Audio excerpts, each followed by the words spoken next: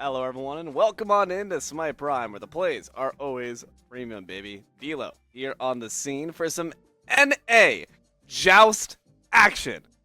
Oh, yeah. We got Musey here in the booth right by my side. Red Rosy Panda, that's your almighty eyes in the sky. Jithens, the man behind the curtain. Muse, how we feeling? I'm feeling pretty good. And, I'm excited for another round of NA Joust. I feel like the Joust games are always they're always a good time to watch, and they're very, competitive in their own way. There's a lot of fire and spit that comes out of a Joust game that you wouldn't necessarily assume comes out of a Joust game. So I'm pretty excited to see how many shifters we get to see in this tournament today. Well, let's shift on over to the prizing and see what these teams get. Oh. We're getting those victories across the Summer Guys June 14th to August 1st. That's going up pretty soon. We've been doling out about $8,000 in prizing. And included amongst that, of course, is the Joust prizing here for today. What are they going to be earning? A nice little cool $525. That's a lot of Chipotle burrito bowls. It's at least, I don't really eat Chipotle, so I can't give you the math on that one. But I'm going to guess anywhere Probably between 45. 45? I'd say so. It's a cheap. It's pretty accurate. That's a cheap bowl. That's like $10 Good per deal. bowl in this economy. Exactly. Brackets coming up. Even in this economy, we still have the resources to provide them for you. Still have Thanks brackets. to our prod. Hell yeah. And we thankfully don't have 100 teams. What are you looking at? What are you seeing that you like? I see Daduin's basement again. They're gonna have a bye. Yay! So we go straight to the second round. Hydro John Bomb in a similar situation. Anybody else here that I recognize from last time? The thing is, see them before. Team Dubu sounds familiar. The There's wet a team named market? Is This Power World? It's not. Is this Power World? No, I don't think not. it is. We don't have the Otherwise, Erlong Shen skin either, so we don't even have Erlong Shen. Can't even LARP. Yeah, there's just nothing. Yeah, it's Erlarp Shen. LARP Shen! Wait, that's Broken! somebody write that Oh, down. man. Somebody, I gotta call Kilgoon right now. We got a list now. Please. Aspect of polyamory. Now we got Yep, Erlarp Shen. or LARP Shen. It's pretty good. P's and B's coming at us here today, folks. Let's see what our first game's gonna bring. We'll see what the first round's got. Cup Squat. LA Boogs on tour? We're on tour now? LA Boogs on tour. Oh, well, hey, we're just trying to get out there, trying to get active, show what we got on the big Cleano! stage, and hopefully it doesn't get shut down early.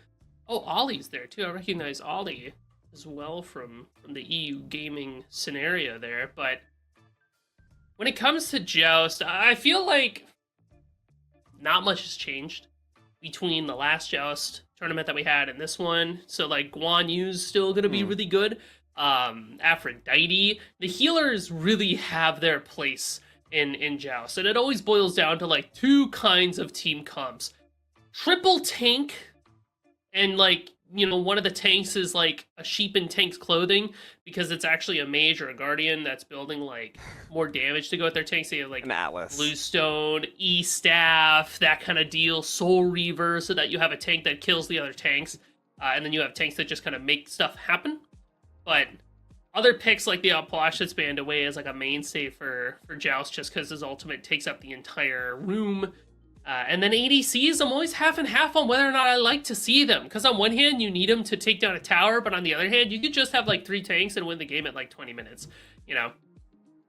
Ooh, hold on. This is one thing that you Oh! couldn't see last Joust Ooh. tournament around. Xing Chen now present in the game. Now, Xing Chen is an interesting one. You, of course, have that aspect that allows him to really spin to win, but I have to imagine in this tank-dominated meta, you're probably going to see the non-aspect. Guan Yu, no one's surprised to see him locked in for LA Bugs.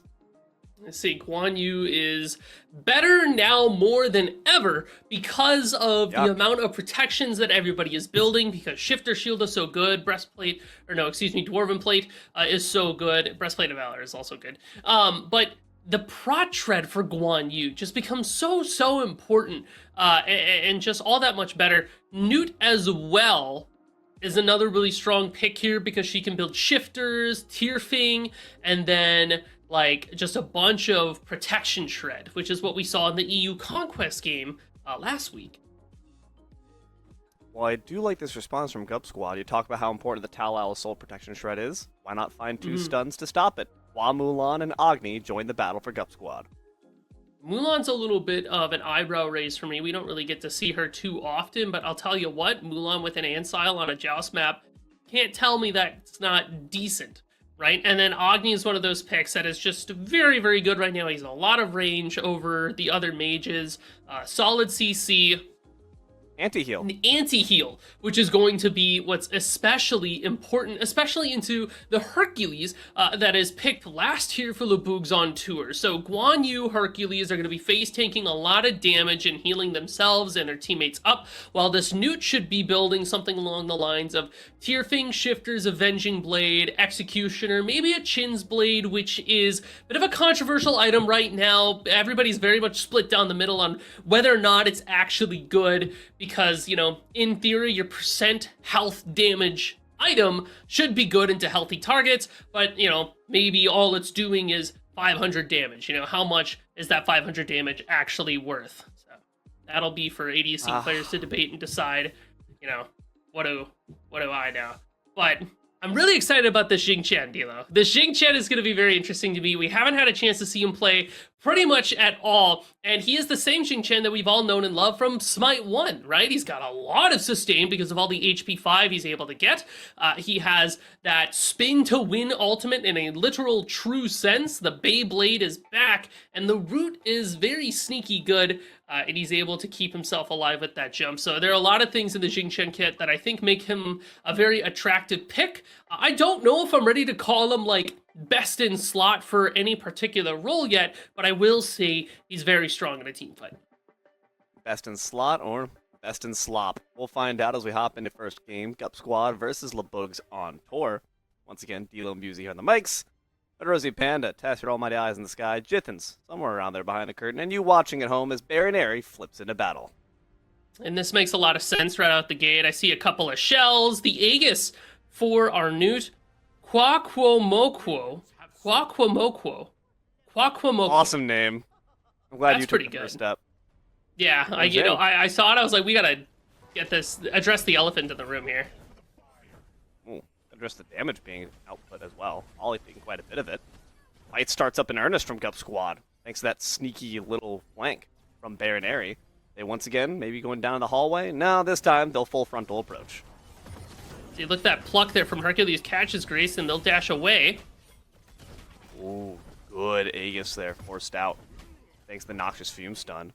That being said, Sabby could be in a spot of bother, especially if one more Earthbreaker finds their back. The Hercules will decide to turn tail for now. Certainly quite a lot of scrapping, but no bodies dropped just yet. I do feel that between Agni and Newt, both of them have pretty solid early game damage, but the Hercules should have quite a bit as well. Another good Noxious Fumes, and a great hook as well. The Phantom Shell will not save Quaquo Mokwo. It's going to be the first blood, courtesy of Gup Squad. It'll be trouble though for Sabby now. Still no level 5 differences, and Hercules has the driving strike. One last auto. No, the Phantom Shell will save him from Talal Assault. Now Hercules in trouble. Gray gonna burn out Kalino and make it 2 for Gup. Man, the anti-heal from Grayson there as well. Coming in clutch, that stun catches all 3 of Leboogs on tour around that red buff. And then you have Sabby that's able to, like, walk past and find that bow target and talk home. They're able to live because of those double shells. Leboogs on tour, they need a bit more cooldown to go with all of their sustain before they can really be the super mega tank. I have a very large effective health pool because of this Guan Yu. So you do see the Sage's Ring, the Mana Tome, Sands of Time. Genji's Guard is on the way. It'll be a very good pickup into Gup Squad because there are 2 magicals. Hookshot comes through, double root as well. The Noxious Fume stun finds 2. One last Flame Bomb. Quaquo Mokwo already done. A Flame Dash forward. Hercules in trouble, but does get the driving strike. That keeps Sabby in tower long enough to ensure her end. Baronary is able to escape, though a bit worse for wear. The Flame Wave comes through. The Rain of Fire, unfortunately, not going to be enough, and that means that the violence ends for now. Jing Chen with that whirlwind of axe and steel. The ultimate is very, very effective into Leboogs on tour, so long as Leboogs on tour do not have their ultimate available. Quaquo Mokwo is going to be the target #1 because it's kind of hard. It's harder for her to use her ultimate in response to the Jing than I would say Hercules or Guan. I feel like it's not as forgiving, and you'll notice she has the Aegis, not a Beads. I would not hate to see a Talisman of Purification picked up for the Boogs on Tour somewhere in the build. Probably will have to be picked up by Klino because Ollie's build on this Guan Yu is very cut and dry, right? You need Genjis, you need Breastplate, you need the Heartward Charm. Need the bees there to shake off that driving strike, so Grayson will be vulnerable for a bit longer. Hercules certainly has an easier target in that Agni in terms of getting their health bar low, so the positioning of this mage is going to be very, very precise to ensure their safety. One of the things that I like to talk about Joust, I can't believe what I'm witnessing. And I'll touch on it early today, so we kind of have it in the back of our minds. A very important note about Joust is that there's only one wave to really share and get your experience in your farm from, so small level leads are actually much larger than you would think. Like, objects in the mirror are closer than they appear. So you have to be very careful about splitting your farm and making sure you get all of it. Driving strike splits up the fight, stuns out 2, the front line now separated. Baron area goes back in, but Savvy, right in the hall of death and despair, the boulder will absolutely pulverize her. That means the second kill. Good pull down to Gray, has no beads now. Has no means of getting out without taking all that damage. Double kill now for the Newt. Whirlwind of Rage and Steel comes through. Sky Cutting Axe will escape the Skyfall. Does make sense when you consider the names of the abilities after all. Now the tower starts to get whittled away. That Newt's going to work. It's a good CC chain from Boogs on Tour, taking advantage of the fact that there was no beads from Grayson. You have to be careful when stepping up to this trio that Boogs have. Pluck from the Hercules is very, very scary, especially into the driving strike. Plus, the Newt has a root as well. And if Ollie has ult, you are absolutely getting picked. Very, very hard to play into that combo of abilities. Quick little blue buff steal there from the Boogs. Now back on tour to their side of the map, or maybe going to stick around for a bit longer. Baron area is rather low after all. Hercules could try to force the issue, but Sabby's there to provide support. About 5 minutes in, it's 3-3. The Boogs on tour, sporting about an 800 gold lead. Grayson does have the Soul Reaver up and online to go with that blue stone. Like we mentioned before, Proxlop is back on the menu, boys. It was never really nerfed, so I suppose it was never really gone, even after that mage patch that we saw where Flat Pen was introduced. War never changes. A lot of other items were looking very strong, but your builds are situational at the end of the day, and if everybody's going to be building health like that Shifter Shield right away for Klino, well, when tanks are good, you're playing Bluestone, you're playing Soul Reaver, you're playing that Agni. Grayson is going to scale very well towards this late game. I'll be interested to see what they go for the rest of their items, as I see that Captain's Ring right away, and I wonder if we're going straight into something like Breastplate of Valor, just to get some more cooldown for our Agni and a bit more, survivability into the Guan and the Herc. They're really trying to fish for Gray here, and you can't blame them. Good triple root there. No follow-up down. Baron area in a bit of a spot of bother. All that HP 5 is really going to need to be put to work, as they are dropped down to a quarter. Hook shot there from Savvy pulls them off literally from their ally. But they got still back on up from it. I gotta say, Musey, I'm a bit sour. I was seeing Cup Squad in the early game and I said, finally, double healing tanks don't win. And all of a sudden, here we are now. Yeah, double healers are pretty good. They are the good characters to pick here. This fight is getting absolutely split up, but Flame Dash does provide some pretty solid damage. Now Grayson, though, has no escape. Newt quickly makes those convergence autos get put to work. Cavalry charge right beneath that Phoenix, and Gray's got no dash to escape. Ollie will cut them down to size before turning right back to assist the Newt with the Jing Chen. The Savvy does have decent health. Maybe they can try to focus out this Newt. Absolutely not. Cannot compute. Baronari's got to flee the scene with the Sky Cutting Axe. The minions will not be able to finish the job. Savvy Snell's got plenty of health, so they should be fine. But with that hook shot down, she actually could be in a bit of danger now. Surrounded by 3, driving strike against the wall, and now the squad's got to try to come up to find some support. They won't be able to. Killing spree for Kwakumokwu. That means Gup Squad, once again, fighting from the back foot. They're going to keep going. The Boogs on Tour have so much sustain, they can take this round 2 fight, but Gup Squad do not have that same type of advantage. I mean, yes, you've got your shifters and your breastplate of valor's online, so many protections, but we're dealing percent health damage, or not percent health damage, but rather we're shredding away those protections with the Guan Yu. So you can have these items, but it doesn't matter too much. The Boogs on tour love the fight. Oh no, that's trouble for Gray. Does find their way out with the dash to escape the excavate coming through. Hercules winding around Baron area, preventing them from rejoining the team. Divine Mastery forced out from the Mulan to do the same thing. Baron area will be able to escape. And you know what? Museum's seeing the difference right now? Yup Squad have 2 shifter shields. The Boogs, they're building up to a 3rd. That is going to be a big difference maker here. Ollie will be That's how you very win. hard to kill. Yeah, I say the team that has more shifters ends up winning the game. Well, what's very interesting about this Newt having the shifters is it lets her stand up next to Guan, next to Hercules, while still being able to fend for herself and feel for herself a little bit, because she's got those extra protections when she dips below that 75% health threshold, getting an extra 20 of each prot. It's nothing to turn your nose up at. It's actually quite the opposite to turn your nose up at. You should just eat it every day of the week. They're just eating all the CC. They try to make their way to Ollie. You really do need to kill this Guan Yu first if you have any hope, but the World of Rage and Steel falls on CC immune ears. Lino's the only one who gets caught up in the blender, and they're going to be just fine. They can mitigate all those wounds you dish out and deal them right back. Up Squad has to turn back home, hands empty. One of the big power spikes, I'm waiting for the Boogs on tour, and there it is. Just locked in, and oh my gosh. How much gold did they have in hand that Kwakwa was able to buy a full Avenging Blade and a bow? He had well over 3k gold, that's insane. But now we have percent protection shred attached to our Newt. We have protection shred attached to our Guan Yu. We have a lot of CC because of our Hercules. The Boogs on tours fight into this disabled Phoenix, mind you. It's a tough one for Gup Squad. The focus has got to be on the Newt, but if you're sitting around a Guan Yu, conviction will be provided. And look at the health bars on Gup Squad. They're in so much trouble, whereas LeBoog's on tour. They're sporting clean bills of health right now, man. Baron Aries got to flip their way on out. Bird is being ignored still. Has not even been touched, really. Newt finally realizes what their job is, but a Phantom Shell in response to the hook shot keeps the Newt safe. Cavalry charge comes through. Gup Squad cannot be grouped up, lest the stun fall on 2, which it shall.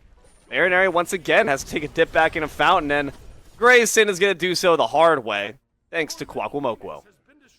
Look at the health bars of the Boogs on tour. The Guan Yu keeps everybody super sustained, so they can just keep this push-up. They have a minion wave. This is just unfortunate to watch. Savvy getting cut down to size. Klino makes a man out of Mulan. And Baronary, unfortunately, might be having to let them rip right back into the tombstone. But hold on a second. Agni's back up. Maybe a chance at a stalwart defense here, at the very least. Push off the inevitable. Root on top of the Newt. But unfortunately, the driving strike on top of Grayson. One last auto's all they need. Rampage for the Newt. And Baronary's back in the sky. What can Baronary even do? E-Staff shifters can only take you so far, but the Boogs on tour are fully activated. That is really good HP 5 from Baronary, but the HP on the Titan's what we're looking at, and it's at 0. LeBoogs on tour continue their rampage. Well, I'm mad, dude. I'm genuinely, I'm like genuinely upset. It's been like, what, it's been like 2.5 weeks since we did one of these things. This just brings me back here just to torture me. Well, so here's the thing, right? This is the big takeaway here. And this is a lesson that is going to be learned immediately today. And it's the same lesson that we learn every single Joust. Yeah, right? The Guan Yu is very good. It's very good. Is it very good because it does a bunch of damage? No. It's very good because it heals you a bunch, and when you have the aspect, you're taking, seconds off of your allies' cooldowns, and because we're in a tank meta, the tank shred for Guan is just such a useful tool. So you're like, cool, what do I pair with that? How about the Newt ADC that has been running a bunch of lobbies because she can build Tierfing shifters and live forever? All right, cool. What else do we want to pair with that? How about a character that can never die? Hercules. Bomba, right? This is a really solid 3-man comp here that can fight for a long time. Not only because the Guan enables you, but because the Newt and the Hercules can enable themselves. You look at the Gup Squad composition, the Mulan-sized elephant in the room, you kind of have to wonder, what does she bring to the table? And I love Mulan. I love Mulan. Banger movie. This is not the Mulan lobby, you know? I just feel like she isn't able to really get what you want from her.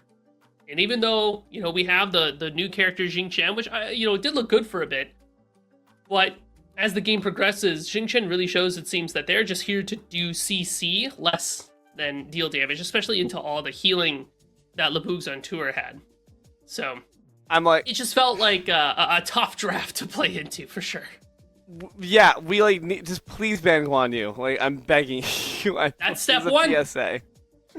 I'm genuinely begging you guys. Ban Guan Yu. We'll be right back with hopefully less Guan Yu next time around. Stick around, more Smite Prime after this. Hello everyone, and welcome on back to Smite Prime, Smart Bash, and a Joust, where the plays are always premium. Philo here on the scene, on the mic, Musy joined in the booth right by my side. Tess and Red Rosie Panda, your almighty eyes in the sky. Jittens, the man behind the curtain.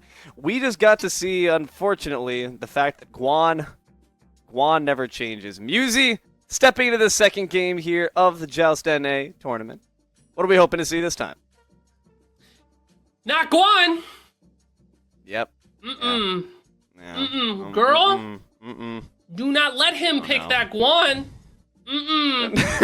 Mm-mm. No. That Honey. god? That god? Honey, that god? Mm-mm. Now, Aphrodite. Mm-mm. Yes. Let's talk about that, right? T. Yes. T. Ugh. T. Oh, Bracket. girl! I did not know! Hush. Hush. We have a job to do. We get it, Musy, let's get serious. You're right. Musy, let's get serious I'm right now. locked This in. is Bracket Summer Bash. Alright, so let's take a look at where we're gonna go next. Hydrogen Bomb versus Lean Oh. Cuisine.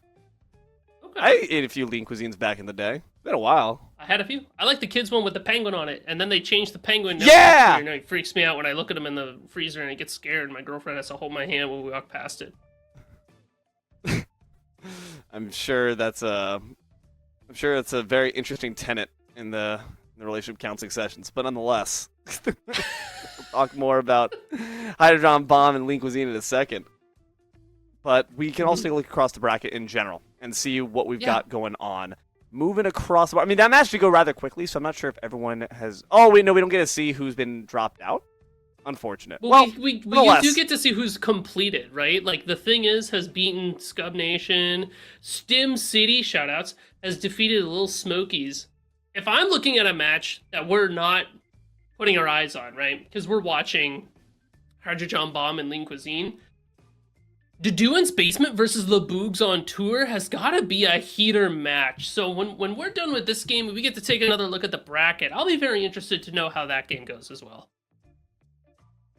Is this Power World? We still haven't figured it out. We'll find out shortly, hopefully. Yeah. And the thing is still just kind of waiting on their bye as well. Now, that being said, let's go back to what we talked about here in terms of the teams we are going to be looking at. Hydrogen Bomb was a top contender last go around, and you got to imagine that they know the Guan Yu sauce, all right? If anyone knows the Guan Yu sauce, it is absolutely going to be this team. So there should be no way in hell, zero way, that we see this god be played at all. At all, Musy! I don't want to see it. I'm so sick of this guy. Holy.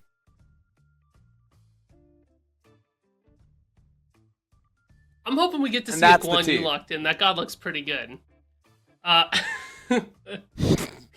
that's Terrible. the T. So, let's go, sisters. I will say there are some other healers that are strong and can do what Guan Yu does, kind of, from a healing aspect. Because the real strong thing about Guan Yu, as we wander towards picks and bans, topical, is that Guan Yu has the Protret. Like, that, to me, is one of the most important parts of his kit right now in the item meta that we are experiencing. Like, the healing is good, and the cooldown is good, but that was always there. The Protret is what makes it, like, pushes him over the edge. Ball up. 3-point line. Now, Aphrodite can do similar things. She has all the healing, she has a ton of CC with the kiss, she can amp your own damage when she makes her kiss targets jealous and frustrated and they get all angry, very normal responses. But she also has that ultimate undying love that really pushes her to be something that could really pocket another pick and just be like, listen, you can go in and do whatever you want. Now, part of the reason why, as much as I love the Aphrodite, I almost wonder if we won't see it, is because we are so focused on tanks right now. We're not really enabling a damage carry. We're not kissing our Susano, right?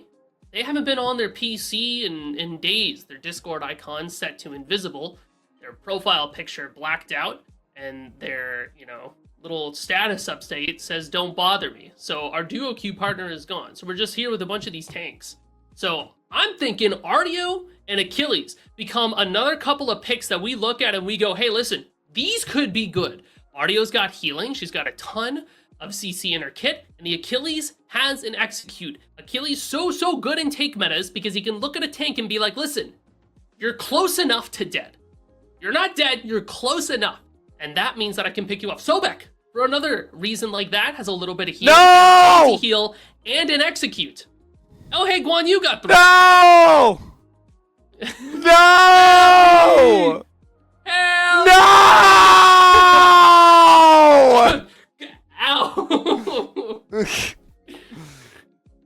Test mute Dilo. No, don't actually. But yeah, Guan Yu, huh?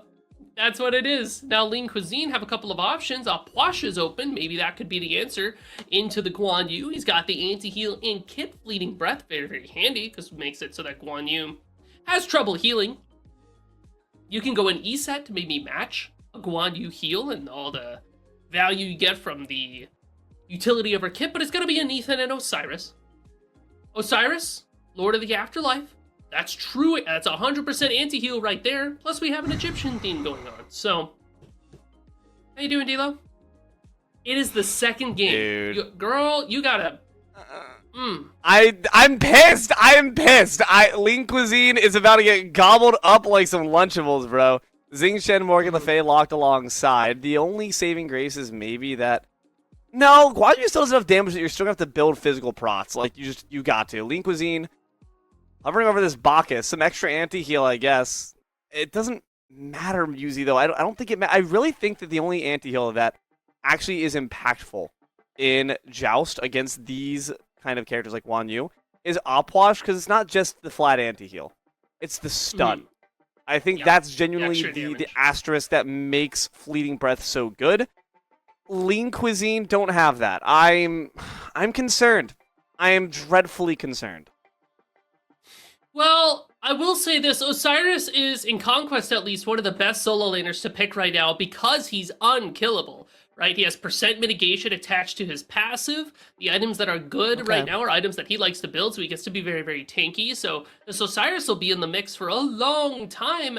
And Neath is one of those picks that I think could be a little slept on in this moment, in the here and now, right? And I feel like you can go...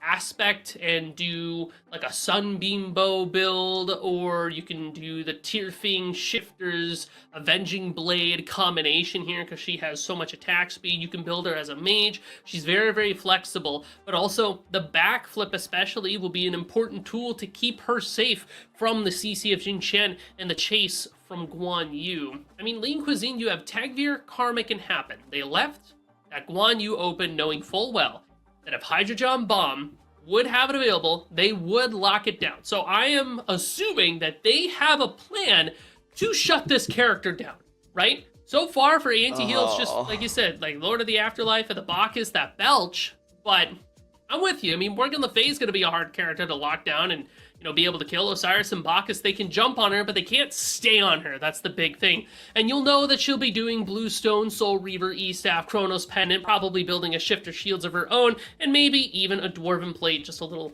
extra panache on top. She'll deal a ton of damage. So, I'm with you. I favor the Hydrogen Bomb comp, but I'm excited to see how Lean Cuisine plays into it. They should have a plan.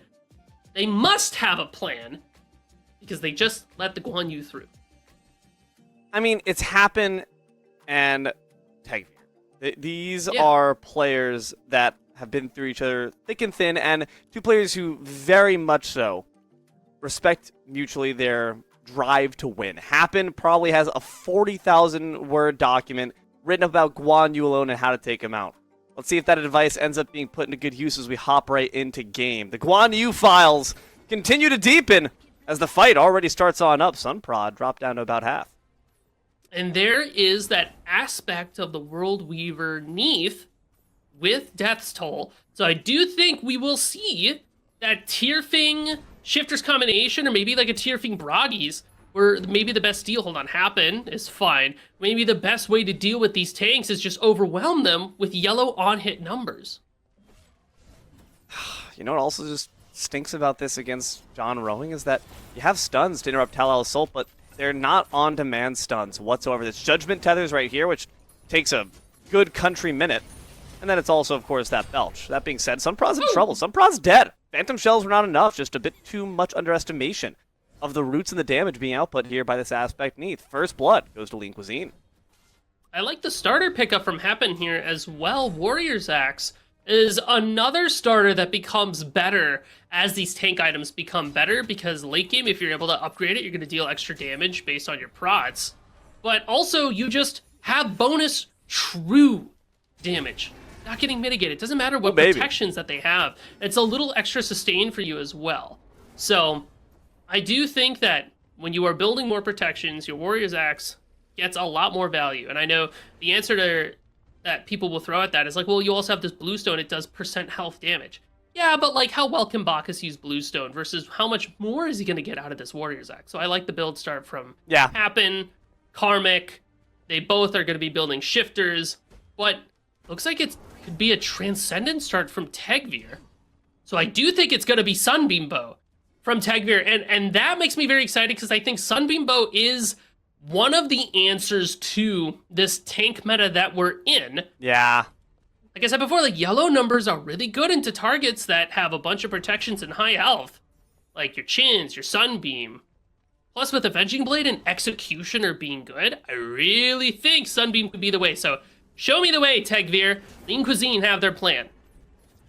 Way for Hydrodron Bomb to get on the board might just be taking advantage of the fact that Tegvir doesn't have those beads. You see the Relic exchange, 2 shells right now in exchange for the 1 beads.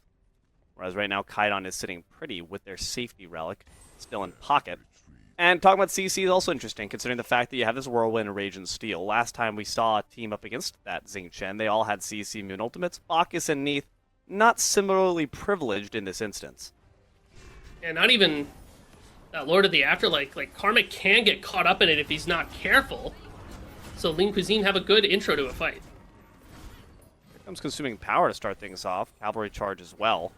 Don't really find too much value, if I'm being honest. A bit unimpressive in terms of the damage numbers. At the very least, Lean Cuisine don't have as much sustain to quickly gain right back up full. Hydrodon Bomb, they say, alright, we tried, we failed. Let's go back to base. Kaidan needs to make sure that they have their Soul Reaver online before we can really start dealing a whole bunch of damage. They started off with that Chronos Pendant so that we can, get those Morgan Le Fay stacks, start spamming a bunch of the abilities to be able to get your runes going here. Soul Reaver should be right around the corner, and then E-Staff has been like that third item slot for Morgan Le Fay, just being really annoying and constantly spamming abilities. Lean Cuisine is going to have a tough time killing her by virtue of the fact that Morgan Le Fay will have a bunch of tank, but also all of the get-off-me tools, the Dragonflight, the Fear, the Slows, the Speed Up. Like, she has so many tools just to say, hey, listen, you can't dive me. Uh-oh. Bacchus does not have a complete item, was not able to back, but might be given the luxury if they die right now. 2 Phantom Shells keep them alive for a bit longer. Judgment Tethers coming in through, but Sunprod's Sky-Cutting Axes, their way out of the stun. Happen, walks their way out of the fight. Hydrodron Bomb, though, of course, having that Guan Yu, do end up as the overall winners, and that means the red buff is theirs to claim.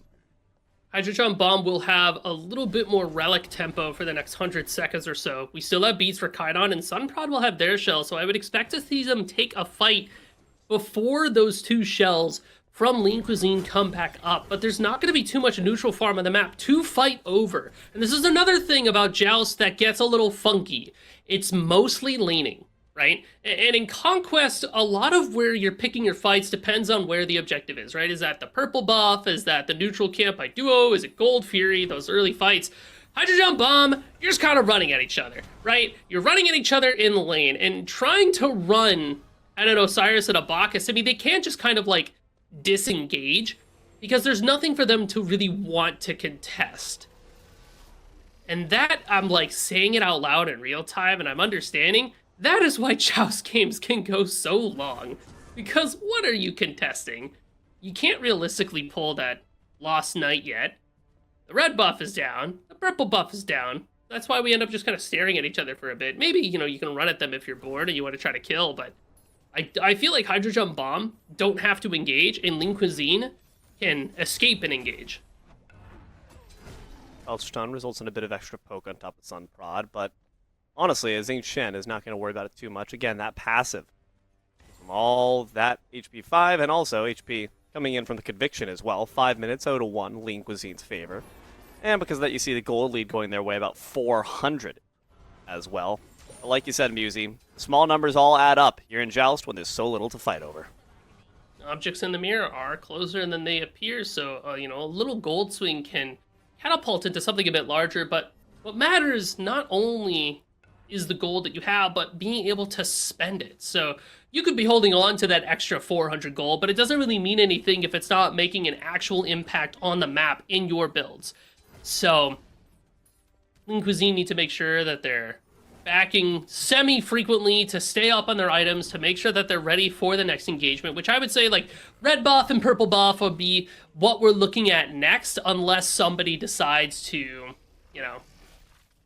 try to fight and die. And I feel like Sunprod gets caught out early in this game, and that sets the mood for the rest of the game. Hydrogen Bomb is saying, listen, that's not going to happen anymore. We're only going to fight when we think there's something to fight over. And Lean Cuisine goes, cool, we got first blood. Let's see how long we can ride that extra 500 gold high. 3 shifter shields versus 1.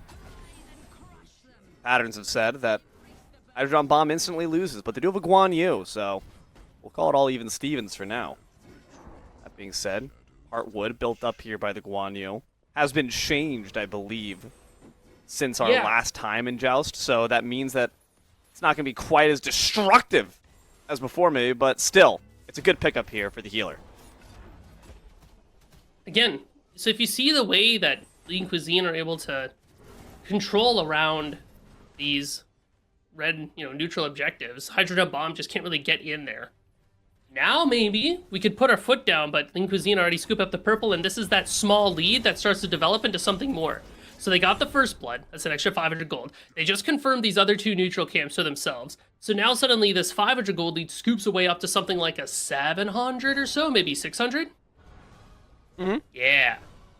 And this slowly but surely evolves over time. And Lean Cuisine have very good late game scaling because of Tagveer. Tagveer's got the shifters, they've got the transcendence. I would very much expect a Sunbeam on the way. This is trouble. Leap already used for Happen. Root now as well. The towers start to chip away at their life. Here comes Consuming Power. Still can't finish the job, though. That Bacchus is awfully blubbery. Will be able to survive despite Hydrogen Bomb pouring everything into them. Honestly, a really solid engagement on their part, but they still want more. Root comes through. John Rowing cannot catch up quickly enough, so Karmic will take the fall instead. Overall, not too shabby from either team. I love Happen's build here. Look at that Sphere Negation. That's classic counter building because John Rowing is not going to deal damage. He has the aspect on Guan Yu, so he has no scaling on his ability. Like, he doesn't have any strength scaling or in scaling for damage. So Sphere Negation just means that Kaidan and Sunprod aren't going to be able to kill Happen. You need to be able to not only burst away that shield, but then also bleed into the health, but that's not what Kaidan's build does. Kaidan's build is cool, I'm going to deal a little bit of chip damage with Solar, a bit of chip damage with Bluestone, I'm going to keep applying these stacks, and, over time, this is going to be very hard for you to deal with. Sphere Negation says, hey, listen, Bluestone does physical damage, and that's a problem, and I'm going to, eat some of that, that sucks, but, that Soul Reaver ain't doing nothing, honey. If you think that's going to kill me, you got another thing coming. So this makes Happen really, really tanky. He'll chug the chug jug, if you will. You don't have to, but if you wanna. Is this Fortnite? And then, yeah, right. And then he just becomes very, very tanky. There's no executes from Hydrogen Bomb, so he can play that game of like, I can be really low health and kind of see what I can bait. And it also loops back into that Warriors X, where he's got a little bit of sustain just for hanging around, just for being a throw at a belch. Suddenly, this Bacchus becomes very, very difficult to kill. All of this is to buy time for Tegvir to finish up his build, right? We see the Manchu bow. It just finishes up into that Chin's blade. So we are going for like a proc build. And look who has health on Hydrogen Bomb. Literally everybody. E-Staff's going to be finished up by Kaidon. We see the Gauntlet of Thebes for Sunprod. John Rowing's got a Heartward Charm. So Neith is going to start smacking a little bit harder now as well. She's going to have so much extra attack speed because of her aspect. John Rowing pinched in between. Kaidon's got to make their way out from the red buff pit as well. Who's left on the front line? It's going to be Sunprod. Does find a root on top of the Neith. Gets back into the waiting arms of the rest of the team. I wonder if the bubble that needs to burst is maybe that leap. There it is. Kaidon in trouble. Forced to beads, but a Dragonflight pushes Bacchus back into danger. Consuming power gets Kaidon out to safety. And Sunprod's in no real danger either, even with the tethers attached. Once again, both teams just kind of at a stalemate here, and a stalemate for Guan Yu is just where they want to be. Heals everyone back up to full, no issues even to worry about. Lean Cuisine do grab that red buff, though, for their troubles. So at the very least, that slide continues in Chaos's favor. I wonder if Lean Cuisine will end up building the anti-heal instead of just relying on the anti-heal that's in kit. Because Hydrogen Bomb, if they're able to disengage from a fight, John Rowing's got 3, 4 if you count the starter cooldown items for this heal. This thing's on like a 4-second cooldown, maybe even shorter at this point. Like, you just boom, boom, conviction, conviction, conviction, conviction. And then each of these convictions also lower the cooldowns of Kaidon, who is then able to spam more Soul Reaver, spam more E-Staff and Bluestone. And Sunprod's playing Jing Chen. That guy is just there to cause problems, to disrupt team fights. You know, he's got that root, he's got the ultimate, he's got some damage of his own, too. He's got that Bluestone with that Jing Chen, that first ability. Does quite a bit. Too squishy, so Tegvir's got to be careful. Again, Hydrogen Bomb have a really good stall comp. They can just wait out a game. So the onus is on Lean Cuisine to force the issue. But as time goes on, I really believe in Tegvir's scaling. Lean Cuisine could force an issue around something like a Lost Night and maybe even delete it before Hydrogen Bomb can react. LA flop over the front line, trying to lift for Kaidon. Sunprod, meanwhile, has to see their exit before the Judgment Tether takes effect. That Osai actually has been really well utilizing the 3 to force Sunprod to not stick around longer than they're welcome for. Some conviction heals come through. 12 minutes in, it's 0-1. Lean Cuisine still having the favor and about a 1k gold lead their way. Again, small things building up to bigger things, and I think that for Hydrogen Bomb, the big thing is, how the hell do we reach Tegvir in the backline? Well, Sunprod is going to be upgrading a relic soon. Maybe we could go Blink as our second relic after we get upgraded Shell. That could be pretty solid. Jing Chen also has the double dash there to get to Tegvir. What it probably has to be is you have to blink on Tegvir, bait out the backflip, and then dash after them, and then pop your ultimate. But think about how far away that puts you from the rest of the team. It almost doesn't feel worth it to try to run after Tegvir. It feels like you have to deal with the Bacchus and the Osiris by virtue of the fact that they're going to be a little bit more within your effective play range, right? So Tegvir just gets to be very, very safe. We need more Tank Shred. More Tank Shred, I say. But one Soul Reaver Bluestone combination, I fear, is not going to be enough to quite hack it. Unless, of course, Karma can happen, really overstay, or we're able to focus a ton of CC and damage onto one of the targets. If it's gonna be anything, it probably has to be happen. I don't foresee Osiris dying, like, ever, unless he wants to. Because of those Judgment Tethers, he takes up to 20% less damage at max rank. Speaking of, both front lines affected by it, they're looking for some prod every single time with that stun, and red buff once again secured by Lean Cuisine. It's small meals, you know, they're low calorie, but they're efficient. Yeah. They're getting the gold in pocket they need. And Lean Cuisine was like my favorite. You know, it's like a Thursday night. The power is shut off, but it's fine. You borrow your neighbor's microwave, you get to have Lean Cuisine. Shout outs. Not too bad. Delicious. And they're gonna be scaling pretty hard too. They got the Titans ban online for Tegvir. Double Intoxicate, that's a really good amount of damage on top of Kaidan. Kaidan's actually in trouble. He's going to be able to back off. John Rowing is able to help out with the cavalry charge. Sunprod separated from the rest of the team, but now it's a blue buff steal. In fact, Whirlwind, a Rage, and Steal comes through, but you only tossed it in Osai, and they don't have to die unless they so choose. That's the Lord of the Afterlife right there. That's just going to mean Lean Cuisine continue to leverage this pressure and, in fact, start to run over Hydrogen Bomb, even without getting any kills. We even saw it in that last fight, too. Like, Sunprod was up there with Tegvir. They were duking it out while Karmic and Happen were fighting John Rowing and Kaidan. And who came ahead in that fight? I mean, Karmic and Happen were putting on a significant amount of pressure onto this Guana, onto this Morgan Le Fay. I feel like a large part of that has to do with the fact that they're just going to have more damage overall. John is not doing damage. John is a heal bot and a protection shred bot. All of the damage is on Kaidan, who wants to win battles of attrition.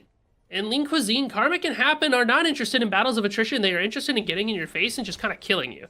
Karmic has got a Glad Shield to go with that breastplate, or to go with the Dwarven plate and the shifters.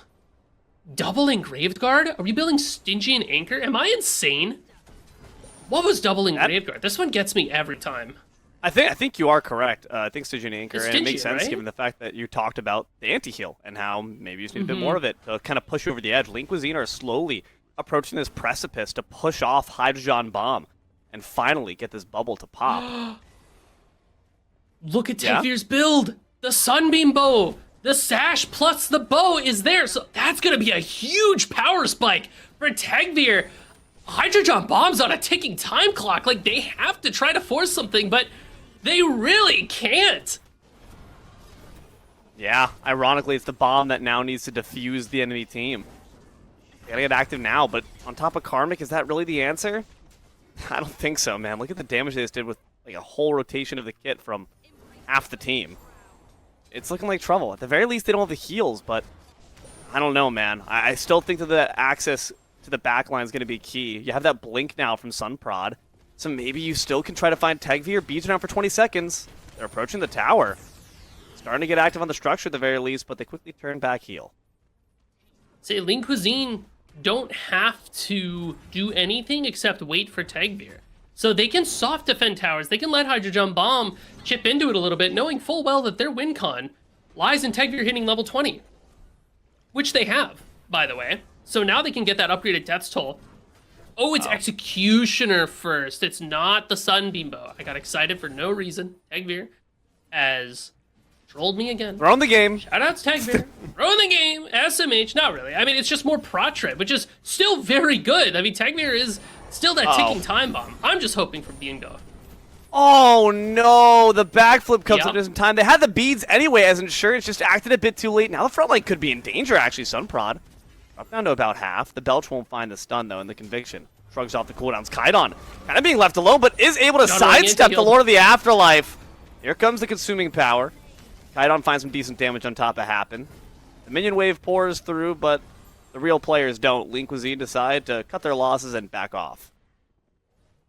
Now we just need Tegvir to get that starter item upgrade, and then we are in business. Although Hydrogen Bomb have been showing a bit more face here. Maybe once we get some more penetration here for Kaidan, they can start to turn things around. You see that shard built in that 5th slot. Some Ob Shards around the corner here. Upgraded shell for John Rowing. And a beads. Anchor. Help keep them safe. There's that Stygian for Karmic, so we have some more anti-heal. And an E-Staff for Sunprod. And the Blink, as we assumed we saw earlier. But again, we saw Sunprod go in the back line on top of Tegvir and found that they were just too separated from the fight to help with the rest of their team. And that gives Lean Cuisine the in to kind of force something on top of Kaidan there. So, it really does feel like as long as Tegvir doesn't get caught by Sunprod and is able to walk them back into the team fight and join back up with everybody else, Hydrogen Bomb have a very tough game to play. But how else are you supposed to play it? Like, Sunprod has to get to Tegvir. That is how they win. But it feels like he just can't quite get there.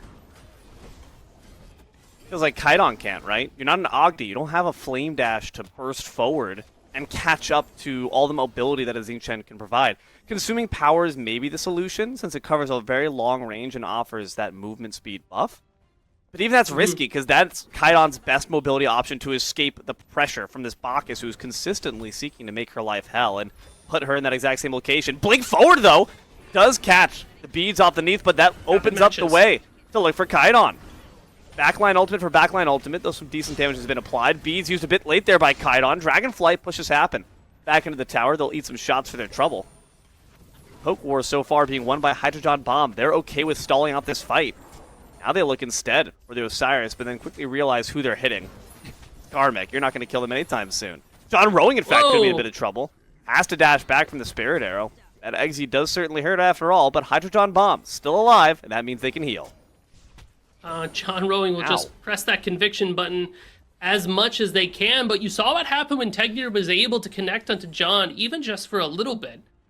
That health bar got absolutely pieced away. Just need to make sure that Karma can happen. Don't overextend.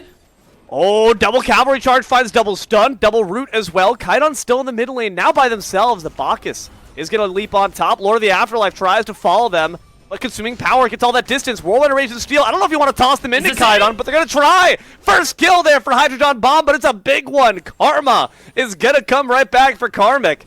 As they get taken out, now it's Tegvir all by their lonesome. The backflip in a tower. You can't escape. That's a Guan Yu staring you down. Should have banned him, but shoulda, woulda, coulda. Not gonna save your life. Double kill for Morgan Le Fay.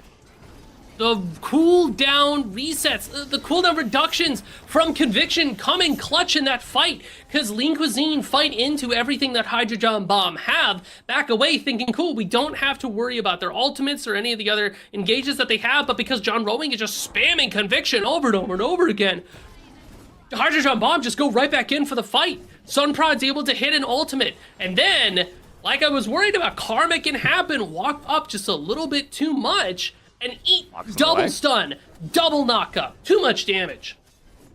The Lost Knight's literally the only thing they can do. It's not even worth it to try to turn your attention to the Bacchus, even if they try to steal it away. Let's see if they can, though. Kaidon takes it with the consuming power. Solid secure from the Morgan Le Fay. Inquisine, though, is rejoining the fray, and Neath can be participant with that World Weaver, even from the distance.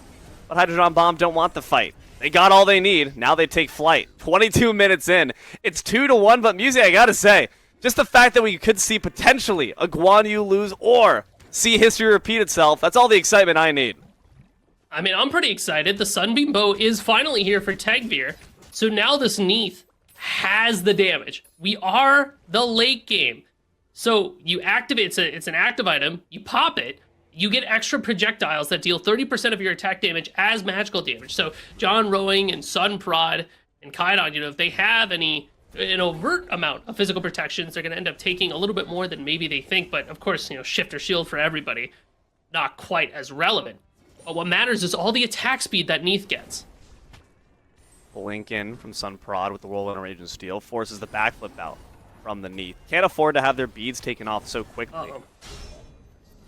Sunprod on the front lines, some poke being applied to Karmic. Between Karmic and Happen, it's a hard tell to decide who should die first. Power being used there. Might be Happen. Really good damage thanks to the Morgan Le Fay ultimate. Now Happen has no leap, but can you still put him down? No. Able to belly flop back out. Turning their attentions right back to the structure. Beads off of Guan Yu. John Rowing's got to stay alive so he can heal bot away.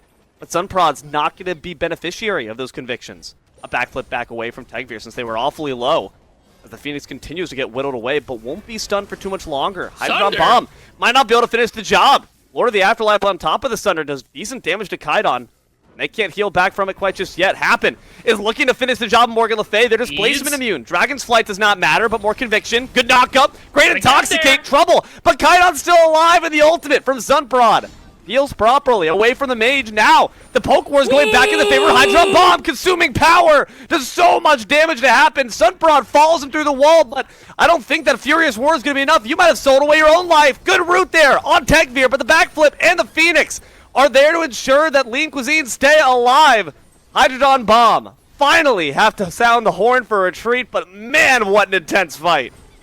What a great defense from Lean Cuisine. They wait out the Lost Knight debuff. Their Phoenix still stands, and they almost entirely turned it around on top of Hydrogen Bomb. If Kaidon didn't have each member of Lean Cuisine lined up for that consuming power there, I don't know what happens at that fight. Lean Cuisine are able to gas pedal it, but Happen just gets absolutely destroyed there, and they're forced to back up. My goodness. Tagveer is able to pump some damage here, but Karmic is really the one getting in there. Top of the damage chart so far, just barely beating out Kaidon. And Tagveer bought and used a Elixir of Strength I just saw. Alright guys, let's be to the punching bag, aka Karmic. Takes a quarter of their health, so they're not going to be quite as healthy if the fight continues. And Happen's actually in trouble. Happen might just die. Whirlwind of Rage and Steel. Narrowly evaded by the belly flop. I like that Sunprod is letting his rip. Happen! No longer quite as tanky as you once might have believed. That Sphere of Negation is being negated. Yeah, Kaidon has the Ob Shot online and a Soul Gem, so we're really relying on all these proc damages. Soul Gem gets a lot of value here because they're just spamming all of our cooldowns. Happen. Kaidon being hunted out here. So far. Consuming Power is going to come through. Judgment Tether's not find the CC thanks to that Consuming Power. Kaidon safe for now, but a leap on over. Oh no! But the Osiris leapt on out. That could be trouble. Happens all by their lonesome. Tagveer's got to back them up, but the Spirit Arrow's off the mark. And John Rowing still at full health. Whirlwind of Rage and Steel finds Happen. They're going to look to try to grind down this Bacchus to a fine pace. Do they have that belly flop? One more shell on top. It's enough to get the Bacchus out, but all their relics went into keeping the support alive. And now, Cavalry Charge going to chase down Tagveer. Finds the stun, forces the beads. No relics left here for Lean Cuisine. As Hydrodron Bomb maybe can look to try to take down Karmic. They don't have that Lord of the Afterlife, but boy is that Osai tanky. Might not even matter. Tagveer plucks away at the bowstring, but Sunprod laughs at your autos. Kaidon takes down Karmic. No beads left. A blink right into the root. Tagveer's in trouble as Sunprod tries to hunt them down. That's a Spirit of Vengeance after them. But the Revenant can't find the kill, nor can the Consuming Power. We tore it instead towards Happen and burn away that bird. A few more autos is all they need. And the structure will go down. 36 seconds up till Karmic is back. Hydrogen Bomb proving that no matter what you do, Guan Yu is inevitable. Oh man, Happen jumping in as Karmic is ulting out, Happen jumps in. They swap places and then Happen has to be saved by the rest of the team. This causes Lean Cuisine to take a fight that they're just not quite ready for. And John Rowing finds a good ultimate engage in on top of Tagveer. That opens up the Phoenix. Now Lean Cuisine down Karmic have to find a way to defend this Lost Knight, but that's going to be hard to do. Because how are you going to do it? Tell you how they're going to do it. They're just not going to do it, it looks like.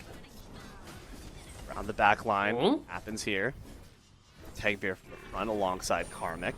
Just going to try to apply some poke here to Kaidon. Blink on in, finds two off the Whirlwind of Rage and Steel. Knee's got no beads, Knee's got no life. Kaidon takes him out with a sweep of the sword. Judgment tethers, but you've been weighed, you've been measured. Karmic's being found, poked the hell out. Lord of the Afterlife does find the damage on top of the Morgan Le Fay, but you don't have your Knees, so it's not going to be enough. Conviction is surely coming, and your judgment is as well. Karmic put on the block, their head will roll, and now Bacchus is the only one left. It was the win con of Hydrogen Bomb. When Sunprod is able to connect to Tagveer, everything crumbles for Lean Cuisine, and it happens right at the very end. So Hydrogen Bomb can begin their final siege. Hydrogen Bomb, man. Prove that history tends to repeat itself. Read your books, buddy. Sunprod has been making sure they're paying good attention in school. Lean Cuisine gets taken to it themselves. They get gobbled up, and Hydrogen Bomb move on. As much as I do believe the Neath build has the potential to shred tanks, it just cannot keep up with the amount of healing that John Rowing was putting out. It is a known factor. We know this about the Guan Yu specifically. Stop it! It's so good. But, you know, they were playing really well into Hydra. Like, Lean Cuisine had really good fights leading up to it. Yeah, man. Pick up Sunprod right away. They scale towards the late game. They're looking really strong. At some point, though, Happen was just not able to tank as much as time went on, right? And this moment here, double stun, double knock up, double root, all this damage. And it puts Karma Can Happen so low, and that really enables Kaidan to just kind of let loose. And then that ultimate from the Xing Chen. Like, my goodness. I think part of it generally does come through the fact that, well, one, Kaidan's damage just did come online, but two, you don't have these immediate stuns, which means these Talal assaults are meeting their full extent. You're getting all your proc shredded, baby. I don't care how many Sphere of Negations you got built up. Talal assault's going to reduce it to cinders. That just meant that the front line couldn't frontline as long as they wanted to, especially in these battles of attrition. Look how many convictions, look how many green circles are going to appear in this like 10-second little interaction. I counted 4. It's disgusting. 1, 2, disgusting. 2. Let's see. 3. He's stunned. He can't do it. Dashes in. 4. Sesame Street, folks. Right. Tallow. Learn numbers with us. 5. Dash. 6. 6, because the dash also makes the cooldowns good. He ults. 7. Boom. 8. Boom. 9. Learn counting with Good Guan Yu. Lord. I'm gonna like take my kid and like put him on my knee, and like the first thing I'm gonna teach my child is be like, we ban Guan Yu in Joust. We don't summer bash around with Guan Yu players, buddy. If you meet a Guan Yu player, resist the peer pressure, all right, buddy? Like, it's like 5th grade health class. What do you do if your friend tells you they've got Guan Yu in a Joust queue? You go home. You go Mom, home. they're playing Guan Yu in my Joust games. Mom, come pick me up. They're playing Guan. No, I'm scared. Oh, you see, little Dilo, Guan's actually pretty good. Wait. Oh my goodness. 40k ally healing. Yeah, dude. Shout out. Pretty good. Not too bad. 78k damage mit from Sunprod. 100k damage mit from Happen. Like, these tanks were getting in there. They're very, very tanky. And the damage from Tengir looked pretty solid, too, but Kaidan eked it out just by a little bit more, too. Link Cuisine, where's your ally healing? Oh, it's so sad. Oh, 0? Where's your ally healing? Yeah, that's what I'm saying. Noted. Oof. You haven't gotten that? Well, it's all the rage nowadays, and I'm in a rage seeing another Guan Yu round. Hopefully, Musey, I'm using all 3 of my Aladdin Genie wishes for no Guan Yu next game. Whether that comes to pass, we'll find out shortly. Stick around, more Summer Bash after the break. Hello, everyone, and welcome on back to Smite Prime. NA Joust Summer Bash. The plays are always premium, and the Guan Yus are sadly always winning. There was a 75% win rate on that when it was picked. I'd love to see the timeline where it lost. Dear God, take me there. Sounds like a vacation in my own right. Anyway, I'm D'Lo. Nice to meet you. Musey, here right by my side. Tess, Red Rosie Panda, your almighty eyes in the sky, having to watch in horror as more Guan Yus played every single time. Jithin's behind the curtain, also probably upset. And you, watching at home. Maybe enjoying it. Maybe not. You psychos. Bracket coming at you here. Let's see what other Guan Yu players continued on through the ranks. It's not even like a bracket. It's just like who picked Guan Yu showcase. Guan Yu Hall of Fame. Guan Yu of Fame. Guan of Fame.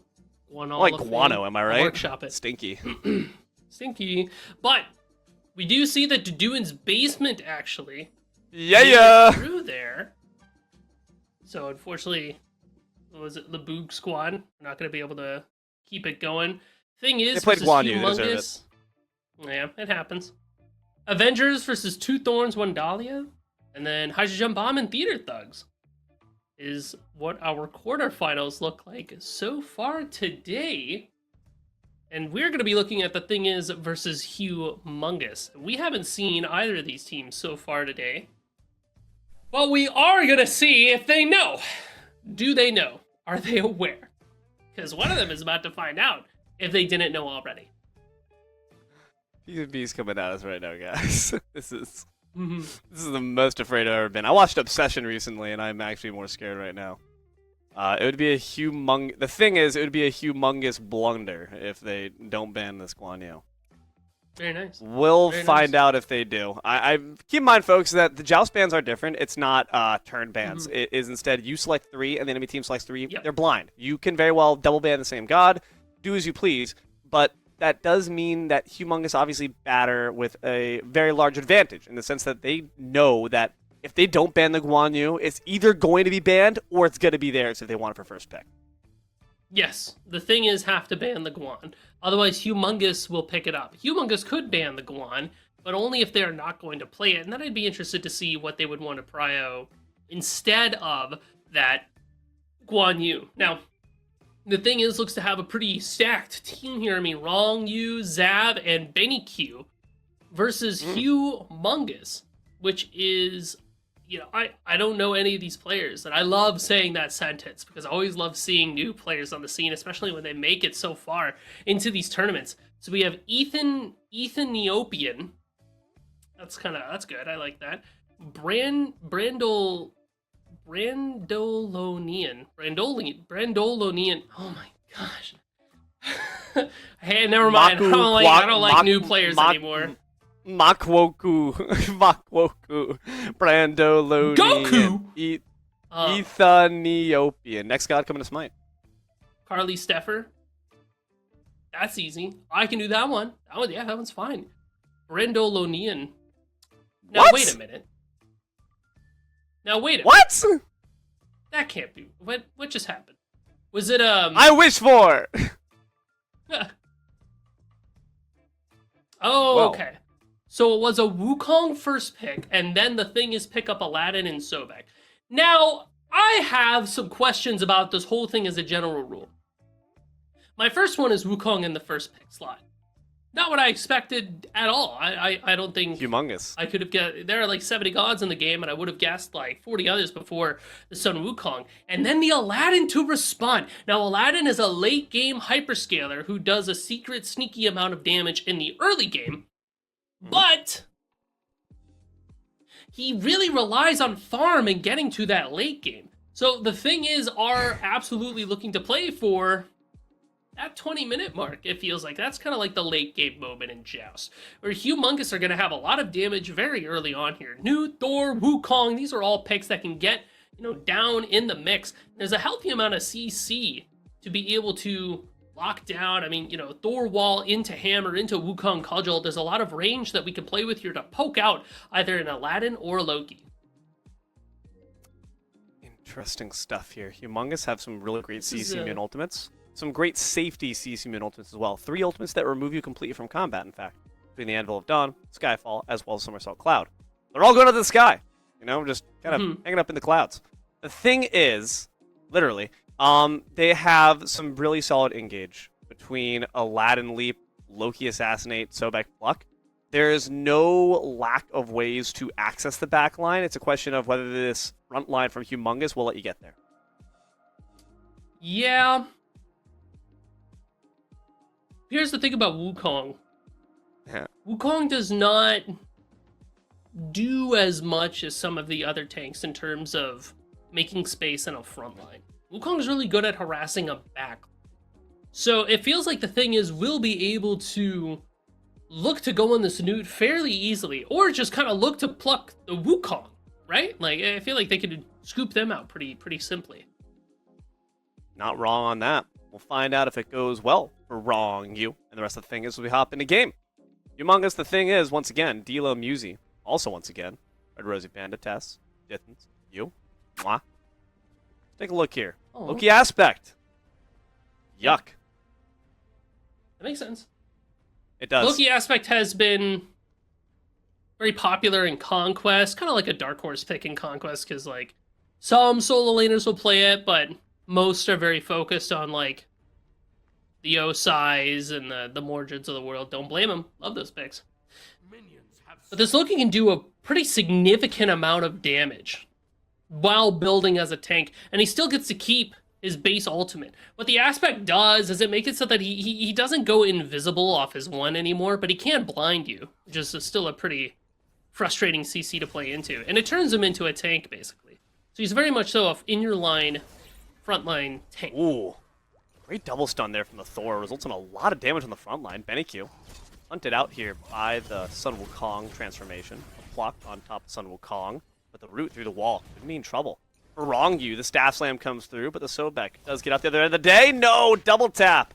Can't finish the job thanks to a well-timed Phantom Shell. The thing is, stay alive. Ethan, I'm gonna call him Ethan. as the Warrior's Axe, Health Sash, and the Medallion there. So we have a lot of health and health regen early on in the game, but also great poke with this cudgel, being able to deal that true damage at range. Now, I'm very used to seeing Wukongs go like a Conduit or maybe a Bluestone, but I do like the return to form here with this Warrior's Axe. We lack a little bit of damage for clear, but think about how your Joust dynamics work, right? The mage can clear. Uh-oh. Think about how the level 5 difference works. Loki's going to quickly put it to good use. No one from Humongous has it. And that means they're in trouble. Inside the lamp we go. Brandon is going to find their end. Ethan will fall outside the lamp for the first blood. A good stun buys you some time, but only provides a wall, a playground for the Aladdin to dance on you with. Benny Q finds the second kill. The thing is, take the lead. That's a scary start for the thing is, because this Aladdin is that late game scaler that we've been looking at. Looks like they're building strength, though, so they could get online a little bit sooner. I feel like the int items are just a bit more expensive, whereas strength items, you can get the value from them faster. It means that we're relying off that genie damage more than anything. Wait. For context, I know the what genie, this is. You know what this is? Legacy you play a lot of Aladdin, actually. Legacy taught it to me. It's the Jotuns into Deso into Worldstone build. It's the Infinilamp. It's the Infinilamp. Benny Q's been playing this. You just keep on relying on the cooldown resets. That being said, in Joust, there's not as many people to kill, so I'm not sure quite how active it's going to be. That being said, in Joust, every fight's a team fight, so it'll still work out. Skyfall evaded as the Aladdin takes to the skies with the wall run. I'm pretty sure Museum's what it's... Nope, never mind. Transcendence. I'm stupid. Well, I'm with you on Infinilamp. That could still be kind of fun. I feel like the thing is could still opt for it if they wanted to look at something like that. Could be Transcendence Book of Thoth still too. We haven't been seeing too much of that since the nerfs that they saw, but I think Aladdin being a dual scaler still gets quite a bit of benefit from that build. And he's Aladdin, so he'll just kind of be like eternally good. Yeah. But talking about some of the other picks here, Ethan's found their Yogi's necklace. And he got plucked. That's trouble. They lost 72 transformations because of it. Has to instead use Somersault Cloud to take this guy again. Plucking the Sun Wukong. You mentioned it. We see it. It's a great gosh darn option because you're not immune to CC in the dash. Now instead it's an assassination attempt and one that's successful. Benny Q inside the lamp takes down Carl. Plucking the Sun Wukong right outside that tower. Here comes a wish. Oh, the power! And here comes the death. Ethan will fall, and Benny Q somehow stays alive. Man, oh man. 5 kills, 3 minutes. A far cry from what we saw last game. Gem of Focus is the start for Carl here. A little different from what we're used to for the Newt. But the movement speed will be handy and not necessary to try to escape the clutches of a Sobek and Aladdin and a Loki. Feels like there's just so much lockdown here from the Thing Is comp. Because Loki's able to ult somebody, Benny Q can wall run and jump down on somebody. Wrongyu's got the pluck. If Brando uses his hammer, that guy's toast. We saw it earlier. He threw the hammer out to follow up off a wall stun. And they just jumped on him and they killed him. The Thor's got nowhere to go. He's got the Jotuns to start things off, so no prots means that he'll be in a tough spot when he gets jumped on. Decent damage on a Benny Q. Rongu could be in trouble if the body blocks come through, but the tail whip gets them out of dodge after they dash into the tower.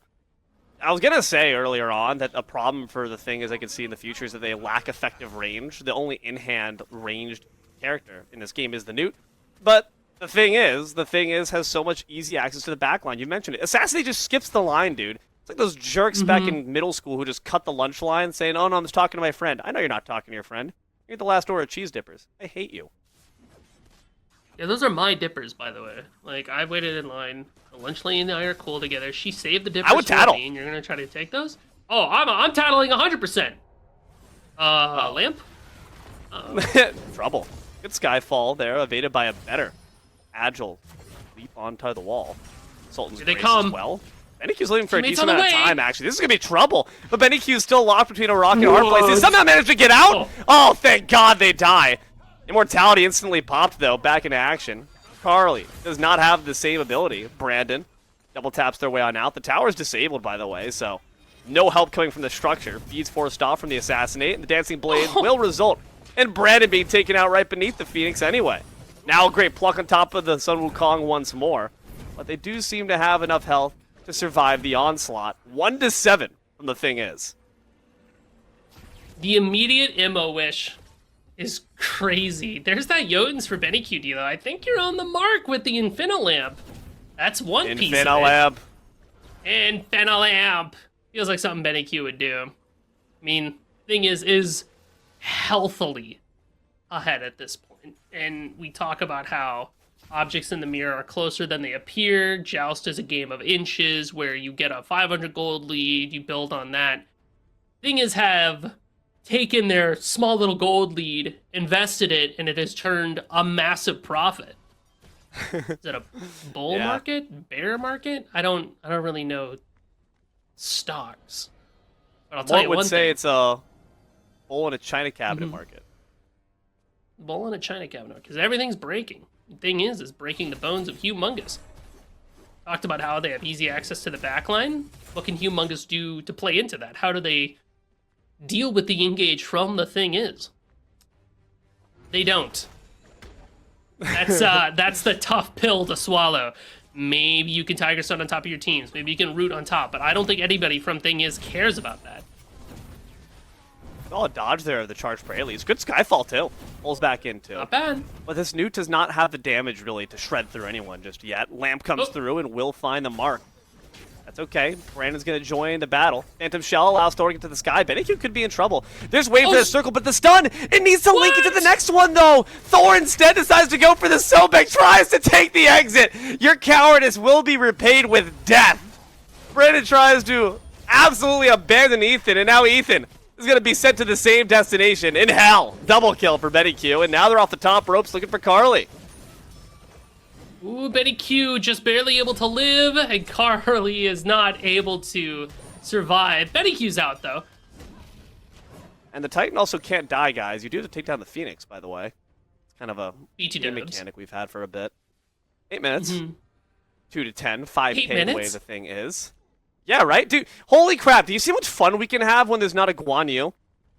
Oh my gosh. Yeah, it's a good time.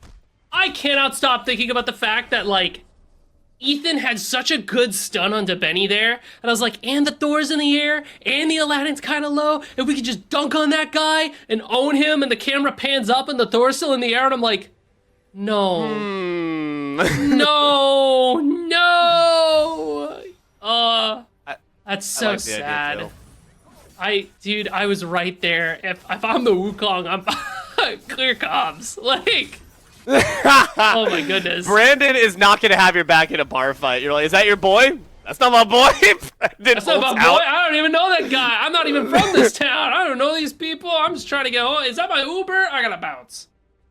Right. Oh, Lost Night has been taken, which means the Phoenix is this time disabled, but you still do have to take it out in order to actually get to the juicy, gooey Titan center of this base. Thing is, get to work on that. Never mind. They skip the line once more. Benny Q cuts it, butts it, coconuts it. Carly's already dead. Sun Wukong's in the Somersault Cloud. At least they survive. Shoutouts. You see how much damage that Aladdin did too? Just absolutely tore through. He's a shifter shield. The Newt there. Of course he does. He's got shifter shield. Like, oh man, and now he can't die. This is trouble.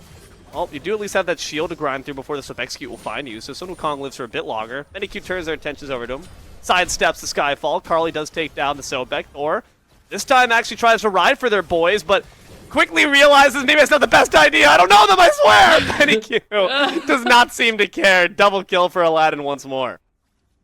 Well, the bright side for Humongous is that they're able to stall for time a bit here.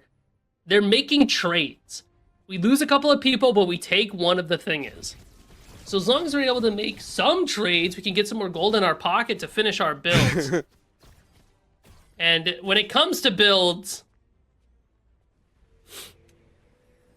we are building items, and that is good. Maybe some tech that I'm not entirely familiar with. Who is the boomerang? Oh! Are we freaking duck shooting? What are we playing right now? Is this Duck Hunt? Is this Foul World? This is death for Sun Wukong, I fear. No boys to back you up. Kufik Invocation, shotgun spray to the back of the head.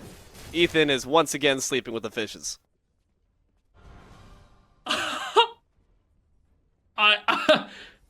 Bro, what do you do about that one? Oh! So unfortunate. Like, it's Oh, just man. from the 3-point line. Rah, Bang! Bang! All right, minion wave's coming through, but the Titan might not survive to even see the fire approaching on the horizon. Good stun, though. It's there good it stun is. for Loki, actually. Follow Brandon up. commits Boys! fratricide, takes down Loki. Benecu's got to go. You're abandoning the Newt. Help your boys, I beg of you. Thor comes descending on down, but Subexecute's waiting. Chomp. Carly's done. Oh, and Benny Q cleans it up. Wukong will go into the air. But for what? Not to jump back in. I'll tell you that much. Oh, maybe, actually. No, don't do it, Ethan. We've learned your transgressions. Great pluck to answer back the Ox form, but Benecu's got no cooldowns to finish the job. Fire minions are pouring on in. Carly's up in 8. I don't know if it's enough time to save the structure. We'll find out, though, as Ethan continues to try to put up a fight. Inside the lamp's gonna have to be the venue, as now they try to stay alive for long enough to stall. Brandon and Carly are back up. The Titans nearly back down, but Benecu double tapped away. Shut down this time from Thor. Here comes Zav to play off of wrong. You plucks off the mark, though. Oh no, Brandon's got to be able to help them out, but they have nothing to do so. The dot damage is already taking Sunder. effect, which means Carly will succumb to it. Brandon has to choose between safety or the Titan. Finally realizes the power of friendship, but it's all too little. All too late. The thing is, they just won. Sun. Well, Sunder rings. Sunder rings. Benecu's playing Aladdin. What do you say to that? Right? I mean, that was a exciting game for sure. It really did feel like the draft from the Thing Ends just completely had every answer into anything that Humongous wanted to do here. Like, just straight to the back line, kill the Newt, move on to the next thing. Wukong was never able to really threaten. I feel like the one time they were able to really set something up, we just didn't have the right follow-up. So, Benny Q was able to get away with murder, and I mean that in a literal sense. Yep. Ouch. We're going to definitely see that long-range lamp at some point, but Benny Q was just kind of going crazy with that stuff. We'll see if it ends up being a recurring theme, if we end up getting to see the Thing Is once more. I wonder if the Aladdin makes a return. But it shows, finally, that there is room for fun compositions when you ban that Guan Yu. Say, look at this. No healing. The world is healing. There was a healing. Past tense. Man, I can't believe Benny Q lived for as long as they did. Like, even before the shifter shield. Like, Aladdin is just so mobile, but look at all the lockdown here. He just walks back, forth, and back, and forth. Gets out of the lamp. I was gonna freak out if he actually was able to get all the way away. But forced to pop that Emma wish. Oh, this is the moment. Look at that. This is it. This is it. It's gonna stun. hunt. Brandon, where are you? I gotta get out of here, man. Oh. He's like, man, I didn't sign up for this, man. That's Benny Q, man. I thought we were having a fun Joust tournament, man. MVP. Oh, Q. dear God.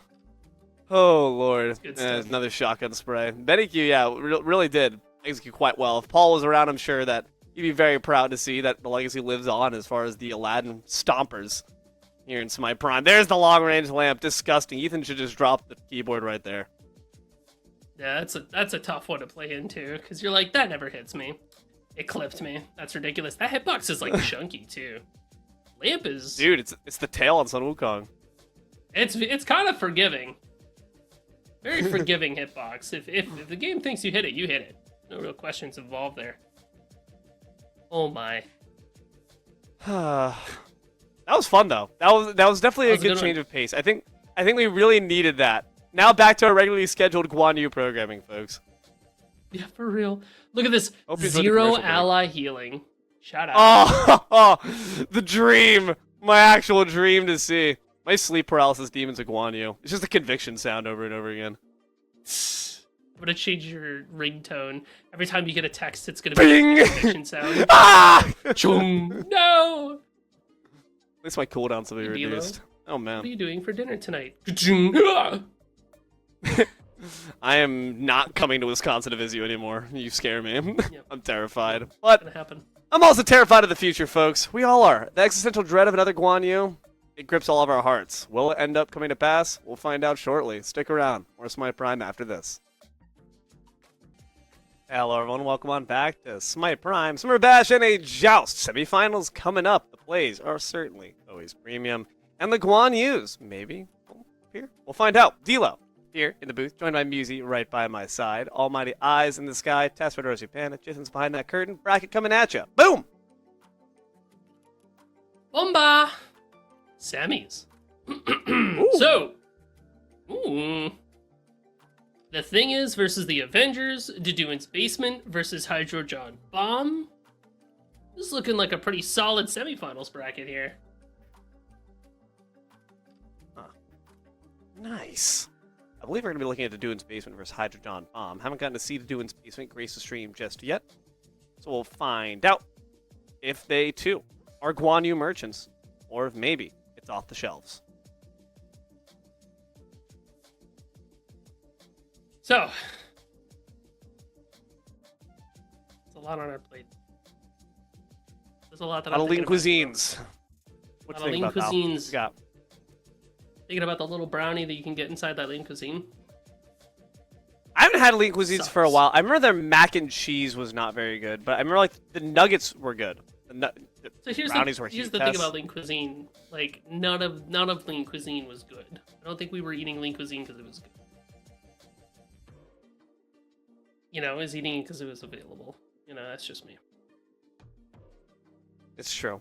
It's true. I feel like of the microwavable like meal brands, like there's Hamburger Helper. I think Hamburger Helper is low key near the top. What's- It's like But that's not microwavable. Hamburger Helper is not? there's no. Hamburger Helper is it comes in a box, and then you brown the hamburger and you make it in like a skillet, like because you have to the milk, and I'm powder, mixing it and up. the noodles and the water. You know what's like an actual high quality frozen meal? Hungry Man. Hungry Mans are pretty good. that's me. If I've got a little money to splurge, I like to get the Hungry Mans. That sounds rather good. What kind of stuff do they give you? Like what are the options that we're talking Real about here? manly man, hungry man food that they give you. Chicken, Okay. pork, barbecue. Vegetarians? Different kind You're of not a real chicken. man. Yeah, no vegetarians and hungry. Don't upset me. Vegetarians and hungry man. Don't. Sorry. What about Picks your and pants are kids? coming at us, guys. P's and B's coming at us here, folks. Deduin's basement. All over there. I bet in Deduin's basement, Deduin's mom is just constantly a never-ending stream of Hungry Mans flooding into Deduin's basement. Mom, Did you eat your we're Hot Hungry Pockets. Mom, I'm trying to win Smite Prime. Shut up. Mans? Mom, I'm like locked in right now. Mom, I have to play Guan Yu, Mom. Mom, I have to spam conviction 10 times. Don't you understand? Oh, okay. They hath honor. Super So does ban. Hydrogen Bomb. Hydrogen Bomb, you guys are the ones who used it, alright? Oh, I hate you, Hydrogen Bomb. I want to pour a barrel of oil on John pick Rowing it. and light him on And a fire. bear. What? That sucks. Hercules pick. That's unfortunate. Okay. Right. All right. Well, things are getting heated. Yes, Things they are getting are. exciting. We're gonna take off a layer here. We're gonna talk about this Hercules. Speaking of heat, there's that Agni as well.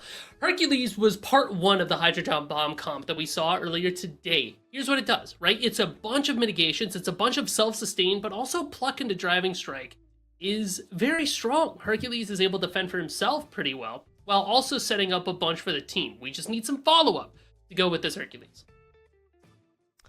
So Beck is the follow-up, or rather the initiation at the very least, for Hydrogen Bomb.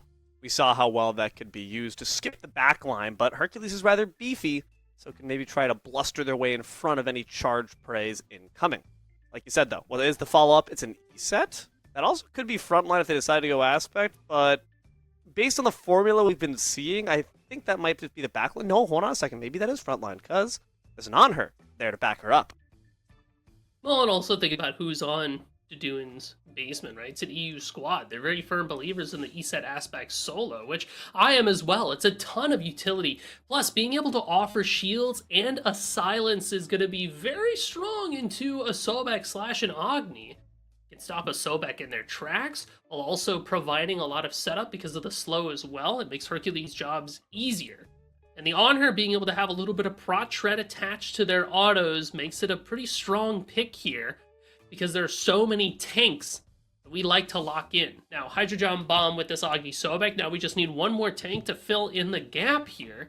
And I wouldn't hate to see something along the lines of Achilles or Artio, something like that. Achilles would be especially good here. ESET's not going to be going too much in the way of damage, and the On Her is going to be dealing a bunch of physical damage that the Achilles shield could block. But instead, it's another squishy. It's another damage dealer. So we have a very aggro scaling team for Hydrogen Bomb that I wonder if Deduin's basement can simply out-tank and out-spank and put them down.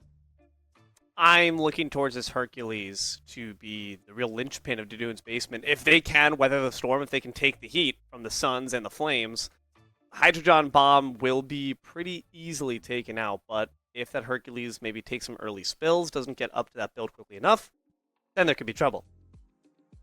Ow! Gesundheit. I was trying so hard to keep it down. I was like, oh, thank God I got to the end. Thank God I got to the end of that sentence. Oh man. I need to take a breather. Come on. I had a follow up. I had stuff to say, and it's gone. It's gone. It's all gone, Dilo. Luckily, coming at us we here. are saved. Yeah. Thank God. Get us out. Taz! Help me! Yes! Oh, Hey! sweet. So, You. Sap7 on Twitch on the aspect. He talked about it. We're seeing it. What does this ESET aspect do that makes her better than the base form?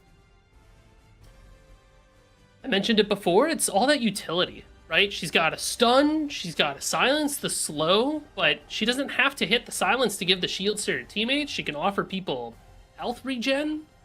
Her ultimate, still that classic ESET ultimate, where she's able to give people a pretty significant chunk of health. Ah, thank you, Rosie, for the hover here. So Dispel Magic no longer requires an enemy god to hit to give the shields, and it also applies Transference to all allies it shields. That's going to be relevant to the ESET passive. She's able to give people a little bit of extra HP 5, but also applies a movement speed aura. So it basically speeds up the team while slowing down the enemy team. When its projectiles hit enemies, the Wing Gust, they also get transference. So it's just a lot of sustain and a lot of utility. Plus, with that Boombas, we're able to weave in those ESET autos pretty effectively. Ooh. Firing Strike and Impale not being quite used as effectively as you want. But that being said, every single member to Deduin's basement has a stun. It's pretty gosh darn good. TP on over. They lost the red buff, so we'll settle for a purple instead. That being said, Hydrogen Bomb will arrive on time. Billy tries to block their approach, they drop but it! I don't think they're going to be able to get it. Unfortunate, but I Well, think they the got Spirit it! Bomb actually finished the job. Not too shabby. They won't be able to go back to pick up the buff itself, but the farm's the real prize. I was so worried for Deduin's basement there because they got shoved off by Hydrogen Bomb, who just made such a big presence. And when they walked away from it, I was like, oh, that's so sad. But Hydrogen Bomb, I think, still had... You did it. They still had the buff leashed, which meant that the Spirit Ball was able to actually damage the camp. It was just able to get in there, get that last bit that we need. Now, we're going to address the shifter shield size elephant in the room here. Yes, Deduin and Sap7 and John Rowing will all have shifter shield. So how is Hydrogen Bomb and Deduin's basement dealing with it? Well, Adapting should be building a similar build to what we saw Tagveer go. So a lot of on-hit effects.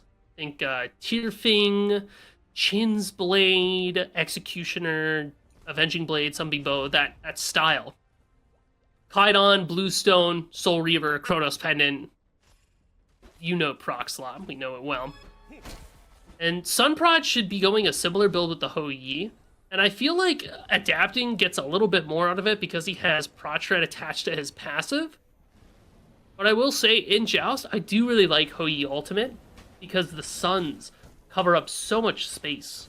And they can also block off corridors. I mean, look at the left side jungle, right? You see how big that gap is? It's a perfect size hole for a Hou Sun to just lock in there. And there's no shells from anybody from Hydrogen Bomb. We all have beads. Same style with To Do Its Basement. So these player-made obstacles, specifically, from Sunprod and the On Her Pillar from Adapting, get a lot more value because we just cannot walk through it. We have to go around it. I also do like adapting on this On Her for a reason that I wouldn't say unless I knew how good these players were, which we're at the top levels. This is semifinals, so they certainly are. Is that you can kind of use it as a bit of a safety net. And we've seen this happen before whenever there's a Sobek faced up against an On Her. If you're quick enough with the trigger placement as well as with the precision, you can actually catch someone with that pillar right there. Thanks for the demonstration adapting. Not quite the right moment, but the thought's there. So if it's your E set getting plucked up, the On Her very well could be the peel god actually to save her. Just body block the person getting flung. You can also Desert's Fury in response to a pluck, like you can pre-beads, pre-ult the pluck. So I feel like there are a lot of options for To Do Its Basement to deal with the Sobek. Hydrogen Bomb will earn another red buff. That means To Do Its Basement probably has to book it to the purple. Now, Tearfing is up and available for Sunprod, but Chin's Blade first item for adapting. I feel the Chin's Blade is a scaling item. It fits better towards the later end of your build. Yeah. So adapting is not getting as much value from this Chin's Blade this early in the game just because there's not enough health to scale with your bonus damage. Versus if you look at Tearfing, like it just gives you a flat number that is just very strong early. You're like, yeah, plus like 30 or 25 damage per auto. And you can get more out of it too. Yeah, 15 bonus damage. And you increase bonus damage by plus 15 for 4 seconds. It stacks once. You get 1 stack per 4 levels, max 6 stacks. So as long as you're able to hold down those left clicks and keep that on, Tearfing gives you so much more damage early game than a Chin's Blade. Plus it has just better stats overall attached to the item itself. It was stun into stun off the Driving Strike Spare Fall combo. Unfortunately, the damage is not there. And you're right, Musey. For our new players here who are learning how to build, just in general, flat numbers are better early game, and percent numbers are typically better late when you have a lot more stats built up for those percents to actually matter. Right now, with only a Shifter Shield in the Sobek's pocket, yeah, that Chins won't be doing all that much, I fear. Adapting, though.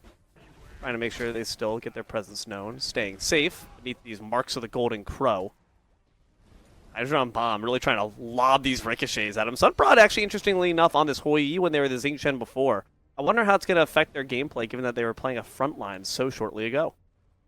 Sunprod's pretty flexible. He can play the front line, he can play the back line, he can play like junglers. He's very good at the junglers. So I feel he's just able to pick whatever the team needs in the moment. Adapting has a shield and a rune to follow up that Chin's Blade. Shifters should be on the way for adapting as well, which might explain the early purchase on this Chin's Blade. Because I almost wonder if we're going for value damage. What I mean when I say by that is like we're gonna get a Chin's Blade, a Shifter Shield, then we go like XC Avenging Blade, and then most of our damage is from in-hand autos plus this Chin's Blade proc, and we're just trying to tank and hang around beyond that.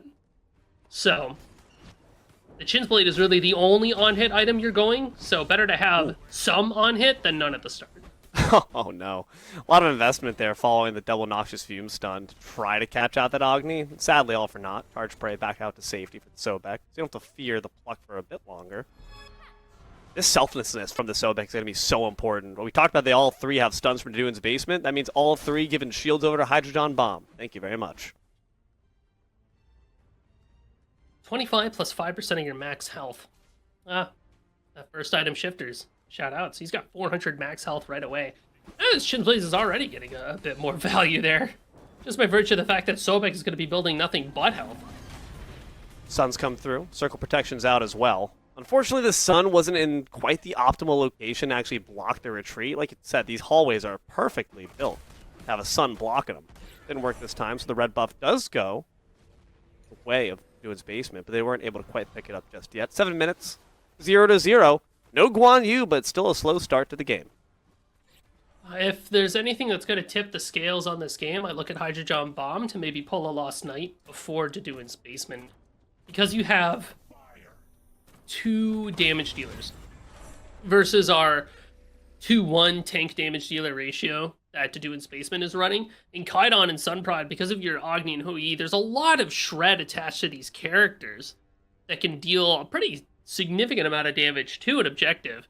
I almost wonder if you could have Kaidon and Sunprod pull a Lost Knight and have John Rowing zone for a bit, but we need a few more items in hand before we can actually commit to something like that. A bit more penetration for both sides. Although Kaidon does have that Soul Reaver Bluestone combination finish now, so the poke from this Agni gets a little troublesome. Specifically for Deduing and Sap 7, because they have those shifters Genjis, there's going to be a lot of health attached to those shifters. I like that this East has been playing a lot of times through the wall. Spirit Ball, obviously very easy to see coming, but when you throw it through the wall, it's a bit more tough. Good driving strike in the silence after, finds decent poke. This time, Spirit Ball point blank off the mark. Charge Prey on the mark. But there's a good little driving strike combo. No, instead it's the Excavate, but the pillar actually blocks the boulder. Now it's trouble. Sap 7. Put on the end of the sword. Maybe the end of the jaws of the Sobek. Ultimate finishes the job, grants Hydrogen Bomb first blood. With one person dead, that emboldens Hydrogen Bomb to go straight for that Lost Knight like we were talking about before. Kaidon and Sunprod pick it up while John Rowing does it, but look who's in the back. Deduan doesn't have ultimate, but they've got Gumption. Will that be enough? Charge Prey finds the mark. Flame Dash gets some solid ticks of damage off. Adapting's trying to assist, but they don't quite have the damage for it. Managed to ward off the Noxious Fume Stun with the beads, forces out the ultimate as well, and at the very least, mission accomplished with Sap 7 back. Hydrogen Bomb cannot grab the OBJ. Also, I noticed John Rowing does have a shell here, actually, the upgraded shell that they picked up 3rd item slot. So we have a little bit more survivability for Hydrogen Bomb, and an answer to the On Her Pillar, if there was ever one needed.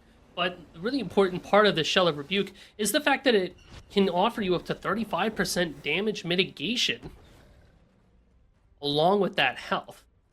So it's just a lot of tankiness to pop in the middle of a fight, which is something you really need because Kaidon and Sunprod are not going to be tanks. They're really just looking to be a lot of pure damage. Although, see that Pearl and that Cloak there for Kaidon? I feel like Estaf. It's right around the corner, so we'll have a little bit of health attached to our Agni. He likes to build this Estaf because Agni's able to proc it very easily. He has a lot of range over a lot of other characters. So we might even see a Shifter Shield on the way. I mean, that is just the build for a lot of mages right now. It's the new and improved proc slot build, where you're just slamming a bunch of abilities and proccing your Bluestone Soul Reaver Estaf all the time. You build a Shifter so you can't die. Your cooldown's already pretty low as it is. Chronos Pendant pushes it over the edge. So that'll be potentially the 5th Shifters we see down the line. But right now we're only at 4. Deduan and Adapting and Sap 7 all have theirs. And like I said before, Adapting's build does look to be what I assumed. There's the Executioner after the Shifter, so we're going for a lot of value here, just trying to make sure we get the most from each auto attack in terms of shredding protections, which is very needed to kill John Rowing. Works pretty well as well with On Her's passive and feeble. Every auto going to shred away some of those prots on top of it. Works very naturally with Exe. 10 minutes in is 0-1. Hydrogen Bomb still bearing that lead. About 800 their way. But still, in Joust, that's pretty significant. Lost Knight's the only free farm available, save for the minion waves. I'm just curious what Deduan's Basement are waiting for to start it off. Or maybe they wait for Hydrogen Bomb to maybe overstep. Could be the dive bomb that gets things going, but instead, you just up down simply. If you're this Hercules, are you trying to get a nasty pluck off, or are you waiting for the Sobek to charge on in? If an opportunity presents itself, yeah, I'm looking for a pluck, but walking up as a Hercules is a little sketchy because you're just going to get plucked by Sobek, and then that pluck turns into a Mark Stun from Hou-Yi, turns into a Noxious Fume Stun from Agni. If you're not able to pop your 3 before that, you're just kind of a sitting duck. Oh, but there's the pluck right there. There's the bees in response. Sobek wants no part of it. Can dish it out, but can't take it. Hypocrite, John Rowing. Hypocrite! Certainly the Sobek can take it, though. Look at his health bar. It's completely full. Have to be careful not to get stuck underneath that tower. And Deduan's Basement, to answer your question a bit further, has a lot of answers to getting engaged upon.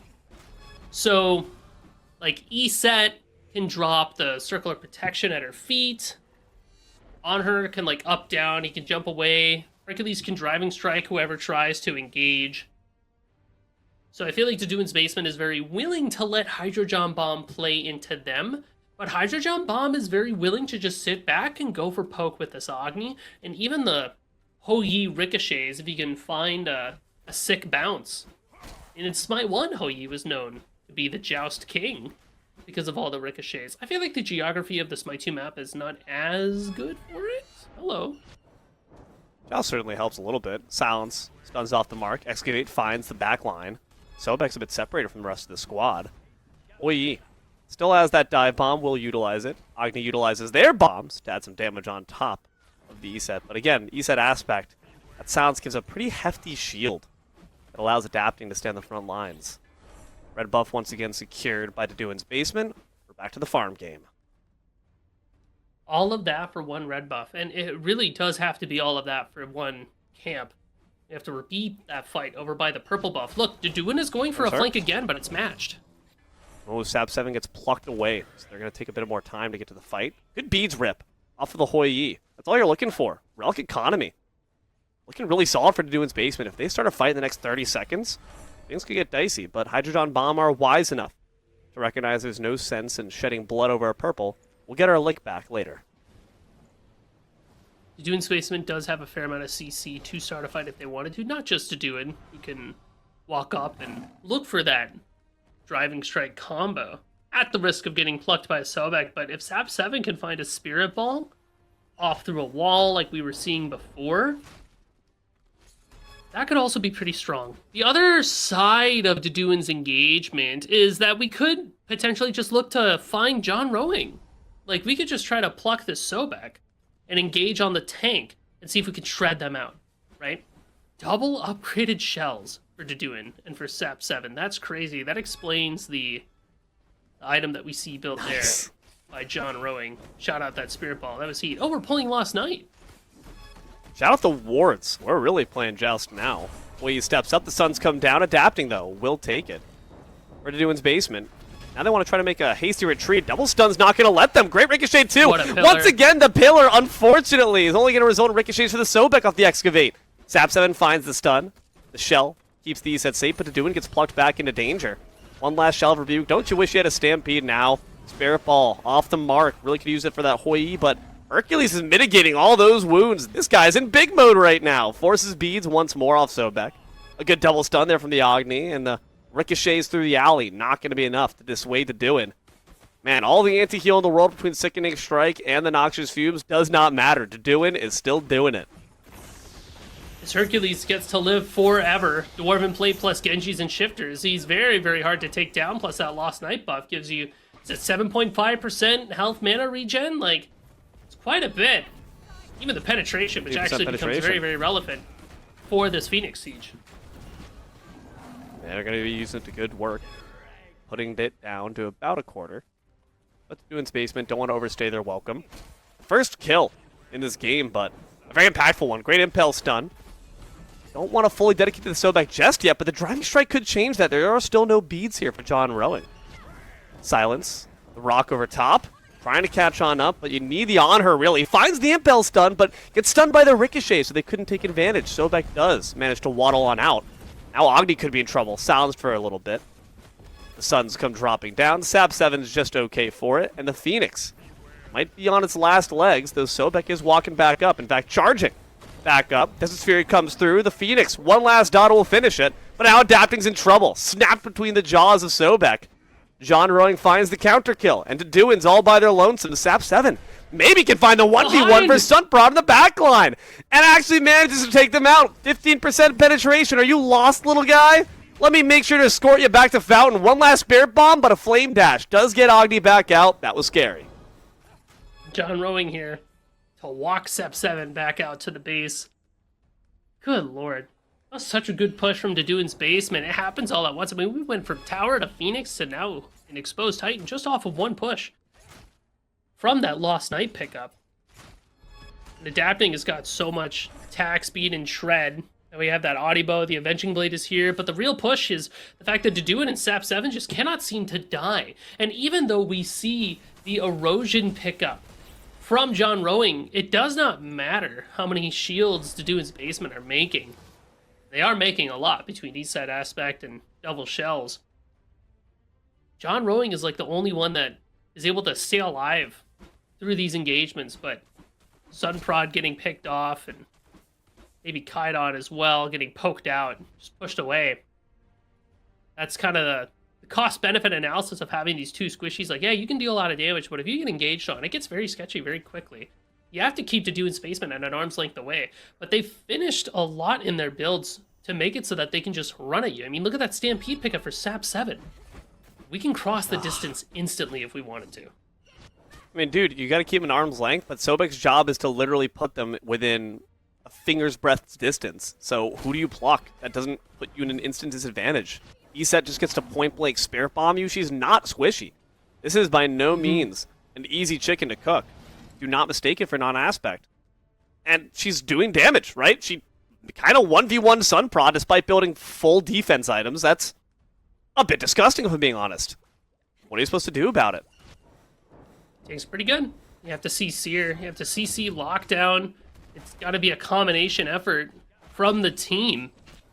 I mean, now Sunprod has their Sunbeam Bow online. They should be able to deal some extra damage to these tanks. But, yeah, no, look at this. Deduin doesn't care.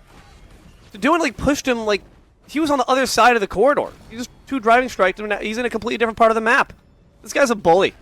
Deduin, out of the basement. Oye in the air. Good excavate, but the CC immunity, not going to save you. Adapting. Puts him at the end of the spear. This Fury finishes the job, and Sunprod's dead for 40 seconds. Fire Waves will be joining shortly, and the Titan will begin to be whittled down. Phantom Shell. Forced out early. That Field of Rebuke. All those mitigations, a nice disperse on in. They're looking for the end right now, but a tail whip does force adapting back. Those minions will not save the Titan. Deduin's Basement ascend to the next floor. They move on to finals. In Deduin's Basement, we're able to reach a point where Deduin and Sap just couldn't die no matter how hard Sunprod and Kaidon and John Rowing tried. You know, it was unfortunate too because you want your Agni and your Hoi to hit late game to be able to deal the most amount of damage, but we just didn't have enough dissuasion tactics to keep the Hercules and the ESET from just kind of walking at us as the game went on. It felt like Deduin was able to simply take up space by virtue of standing where he was and threaten a lot, and then that means that Deduin's Basement are able to kind of chill, slowly encroach on, and take a look at an objective. It's interesting too, because I figured Hydrogen Bomb would be the ones to take, you know, these early lost knights, but it was Deduin's Basement who just walked over and took it down. Turns out, if you just have one tank and a damage shred, that's all you really need. The 2 damage shred never really had its chance to burn the objective. We were too busy getting shoved back and put into tough spots by Deduin. And Sap 7 there to follow up with adapting. I mean, it was just a tough spot to be in. I like the erosion pickup that you called out there, and I like that John Rowing is trying to counter build, but I think the issue is in-kit anti-heal in this meta just is never enough.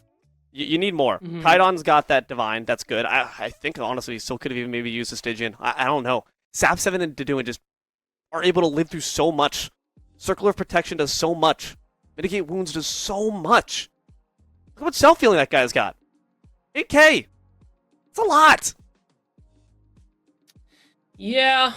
Healing becomes very, very effective and very, very attractive when tank items are as good as they are right now. So the characters that are really good to play, at least in the context of this Joust game, is characters that can either heal their allies or heal themselves while building cooldown plus tank. You really just need one guy to be able to hold lift click on top of somebody, and that's kind of the winning team comp in my eyes right now. Whoever's got more big beefy boys takes it from here. But the beef continues. We still got one last series, and I say series, best of 3 grand finals coming at us right after this break, guys. Stick around, more Summer Bash after this. Hello, everyone, and welcome on back to Smite Prime, Summer Bash, and a Joust, where the plays are always premium. We arrive to the peak, the pinnacle, grand finals are upon us to see who can claim that 500 grand prize. D-Lo here, joined in the booth by Musy, right by my side. Almighty Eyes in the Sky, Red Rosie Panda, Tess, and Jithin's behind that curtain, and prizing coming at you. Ka-chow! Ka-chow! The lightning and the thunder, and 525 real American dollars to the winner of this next best of 3 brackets to show us the story thus far and to tell us who our top teams are. It is Deduin's Basement versus the Avengers, D-Lo.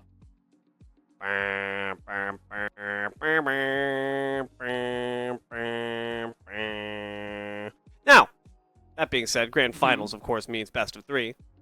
And best of 3, of course, means the vault ban system is in effect. Now, what that means, folks, is once a god is played, that god is no longer up for grabs. So, for example, if a Thor is played game 1, neither team can pick it game 2, or in theory, for a game 3. However, bans themselves do need to be refreshed every single time. So if you ban Daji for some reason in a Joust, game 1, you would have to ban her again game 2 to continue to see her gone. So what this means is that if Guan ends up in game 1, we don't have to worry about it for the rest. Let's just keep on banning him, though. We'll be okay. But yeah, probably should be banning him the whole way through. I mean, that god has just proven to be very, very strong.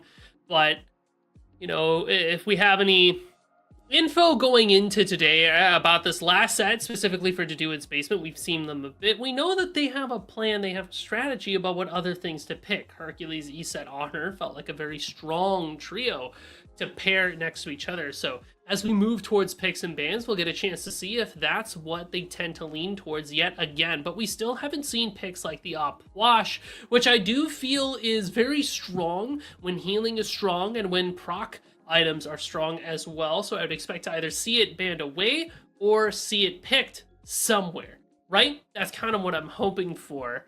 As far as what the Avengers likes to pick and play, we'll have to keep our eyes peeled for that. But we know that tanks do be tanking, and you want at least 2 on your team and 1 self-sufficient DPS follow-up to go with it. Yeah, the Avengers' first time here on the stream, so we haven't got to quite see what their strategies are, whereas Deduin's Basement got a bit of a sneak peek, right? The ESET could very well make a return. Assuming that, I know Deduin in particular, that team really loves a good Kabrakan, but that's been also a top ban that we've seen on both sides from the team that's oftentimes Order and Chaos. And again, because it's blind bans, you don't really quite know what you're going to get out of it. It's like a box of chocolates, even. Or a box of Guan Yus. Just get rid of that guy and we should be good. Do you feel like Deduin's Basement are going to be looking for the same strategy, or here in the grand finals, do they maybe change it up? I feel like the ESET Herc on her combination, you can copy paste into a few team comps and have a pretty solid amount of success. So I wouldn't hate to see that mirrored back in this game again. But Guan Yu's banned out, Sobek banned out, Achilles as well, Thor, Cerberus. Apwash got through.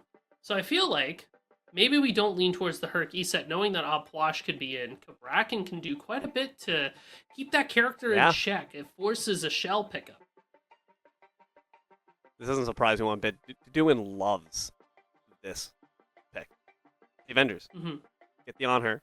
Taken away from Deduin's Basement from before. Xing Chen makes their return. So some decent beads burn here, potential from the Avengers when you consider it. Especially when you don't have that CC mid ultimate on the Kabrakan. Sylvanas certainly has one of their own right, but gotta say the burst mobility from Deduin's Basement not looking the best. Hoi's gonna bump that up just a little bit with that dive bomb. They'll have a fair amount of sustained damage too. The suns that can come crashing down, especially if Kabrakan is able to lock somebody in. But yeah, the Opwash isn't locked here, but I also noticed that when it comes to this Kabrakan pick, on her, Xing Chen and this Bacchus that's being covered can get away from Kabrakan ultimate, so the walls aren't going to be as impactful. A shell will be used to keep people alive in a fight and not used to escape from a Kabrakan wall because we just have so much mobility. Now, Sylvanas here raises a couple question marks for me because I kind of haven't had a chance to see him in the Joust context, but being able to grab people through walls, you have a pretty healthy amount of sustain, you have roots, you have your ultimate. It's all well and good, but I do feel that Sylvanas can be very easily engaged upon by an Honor, by a Xing Chen, by a Bacchus. Bacchus can flop in, Honor can go in with a Disperse, they can pillar impale very easily because Sylvanas doesn't have a dash or a leap or anything like that. and Jing Chen should be able to. If Jing Chen starts his ultimate and Sylvanas tries to ult in response, the Jing Chen Whirlwind of Rage and Steel outlasts the Terra's Wrath. So Sylvanas gets scooped away anyways. Cabrakan also gets scooped away by this Jing Chen ultimate. And if Hou Yi doesn't have Dive Bomb or Beads, well, you better believe that this guy is getting scooped away. So Jing Chen actually looks very, very solid here. And Bacchus can threaten Beads and escape tools by flopping in and by going for belches and damage. So I really do like the Avengers team composition here. Maybe a bit more than Deduin's basement. And I feel like a lot of that has to do with the fact that I'm kind of a low opinion on Cabrakan in the moment. I feel like his pick is a little bit more conditional onto what the other team is picking. So picking it up in the first pick opened up the Avengers to just have a bunch of leaps to get away. We'll see if the MCU starts off with a cinematic success as we hop into Game 1, Deduin's basement versus the Avengers. We'll find out shortly. I gotta say, I originally was looking, as soon as I saw Sylvanas lock in, I thought the Opwash was going to go to the Avengers, and I thought that actually would have been a solid pick. But I do think you're right, that the Avengers are looking for means of evading this Cabrakan having high value, and an Opwash, of course, is very vulnerable to those walls. So the Avengers having so many mobility options is really solid. It again allows you to skip to the juicy backline. But in this case, honestly, it might not be about the backline. It might be just about cutting down this tree to size. Say the front line of Deduin's basement can be engaged on pretty easily. Not only the Sylvanas, but the Cabrakan as well. Although, I will say Cabrakan has a few more... Yeah, it's a little more scary to try to jump on the cab than it would be to jump on the Sylvanas, just because Deduin can go for the double stuns. He's got the cripple as well, kind of keep you locked in for a bit, and a fairly healthy amount of damage. What's interesting to me so far is actually the starters between Deduin and Sap 7. War Flag and Selflessness between the Sylvanas and the Cabrakan. So we're all in on keeping this Hou Yi, pumped with stats and kept alive with shields. Then you look at the Avengers, who have a similar strategy, except it's double Selflessness. This makes Deduin's Cabrakan pick very, very tough to play with, right? Because you go for a stun and suddenly they're just getting double Selflessness procced. And you're like, well, how am I supposed to kill Fab Duels? How's it supposed to happen when they're getting so much support?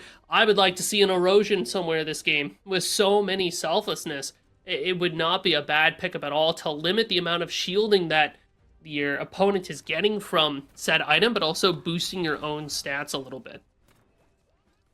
Definitely agree. Got to make sure you're whittling that away, otherwise you're going to have to be forcing very valuable cooldowns only just to bump through the blue bar. That never feels good. On the back foot, this composition, actually both compositions have the potential to put you really far out of position. And on her, and of course, a Whirlwind Rage and Steel, both really great depositioning tools. But of course, Nature's Grasp on Sylvanas, and that's why you see the Avengers giving a healthy distance between their opponent and the tower line.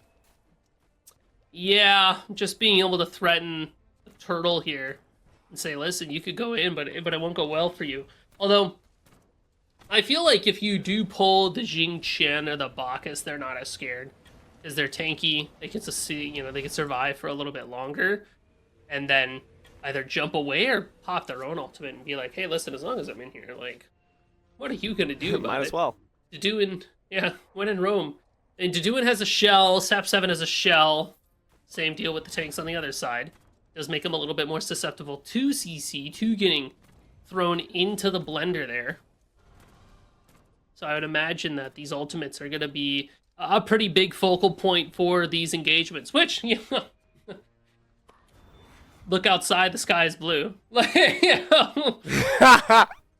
Shout outs. What? When it comes to builds, hey, look outside. Same as Smite 2. Exactly. I see 4 shifters on the way here. Avenging Blade Star for Fab Duels, though, it looks like. Skagox and then the Health Medallion. So we're really leaning into that health shred right out the gates, but Adapting is doing the Chin's Blade Rush again, which, again, it's better towards the late game, but because we're building so much health in the early game, Selflessness has 100, Shifters is going to have 300, the Chin's Blade does get some value pretty much right out of the gates, so batteries are included with this item pick at this point, and the Avenging Blade for Fab Duel, so now maybe I'm a little bit more bought in to this Chin's Blade being picked up so early by adapting, it can make him a bit more threatening, especially to Fab Duels, who doesn't have the protections to back up the health that they're building. Red buff was secured by the Avengers. Now they look for the purple right after. Doing's Basement do have tools, though, with that sun falling down to try to lock them in place. They're not going to be able to, though. Sunyon rings. About 4 minutes in. No kills quite just yet on the board. Musi, what breaks the bubble? What bursts the tension? It's got to be a fight, but the question becomes, what are we fighting for, and what does that fight look like?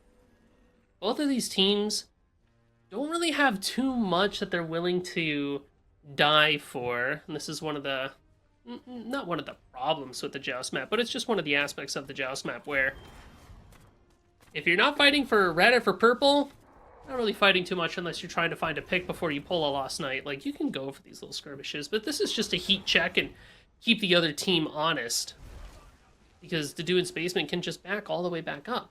We could try to pick a fight around the Lost Night, but if you're fighting around the Lost Night for too long, you're missing out on waves, so you need waves to get levels and experience, so you might as well just kind of hang out and wait until you're able to find a good in-game poke. Like that could be a good fight starter, though. That was disgusting from adapting. Dear God, on EU ping as well, by the way, folks. Let's keep that in mind. Pretty gosh darn impressive. Hell yeah. Doing's Basement, though, unfortunately couldn't grab the kill. They do force the back, but they say that looks like a good idea. We have more shifter shields to get. Let's go, boys. Yeah. Like I said, a heat check. Keep them honest. Adapting's just going to start going for it now, too. Like, hey, maybe not. Yeah, maybe it will. Looks like we're going to have breastplate Genjis. Breastplate for Xing Chen. Genjis for Bacchus. Fab Duels. Hunter's Bow and Bow. That could be a few things. Could be an Audi Bow right away. Or maybe looking to pick up a Tearfing somewhere down the line. Engraved Guard for Taduin and for adapting. So adapting will have a shifter shield on the way. Sap Summon will find a Genji's Guard. Could Taduin be going for a Dwarven Plate? Might be the next thing that I would be thinking about on the Kraken here. Just to have more protections. Ooh, I like this. Quick TP on over to the Lost Knight. Sap 7's off the mark with the pull. Now, great pillar. Keeps Sylvanas in a lot of trouble. Tree's got to use the Phantom Shell, but they're going to play in the Suns a bit longer. Terra's Wrath gets outlasted by the Whirlwind of Rage and Steel. Good root on top of the Onher, but the Hui's got to step on up and get some damage on top of someone. Nice disperse. Sap 7's still alive, and actually, Xing Chen in a bit of danger. With a great Impel stun there. A great Ricochet. Forces off the beads. Come on over here. You're not going anywhere, buddy. Fab Duel's the first one to go adapting. Grabs the first blood. Doing's Basement continue to try to push on forward, but won't be able to find too much else for it. Solid kill the way of order. Sap 7 is locked in all of the damage from the Avengers. However, the Avengers do not have the damage to fight into Doing's Basement. Sap 7 gets to live so long because of those wisps, because of that shifter shield offering him those extra protections. Oh, adapting. Has the dive bomb. Frame 1. He's okay. It's fine. Frame 1.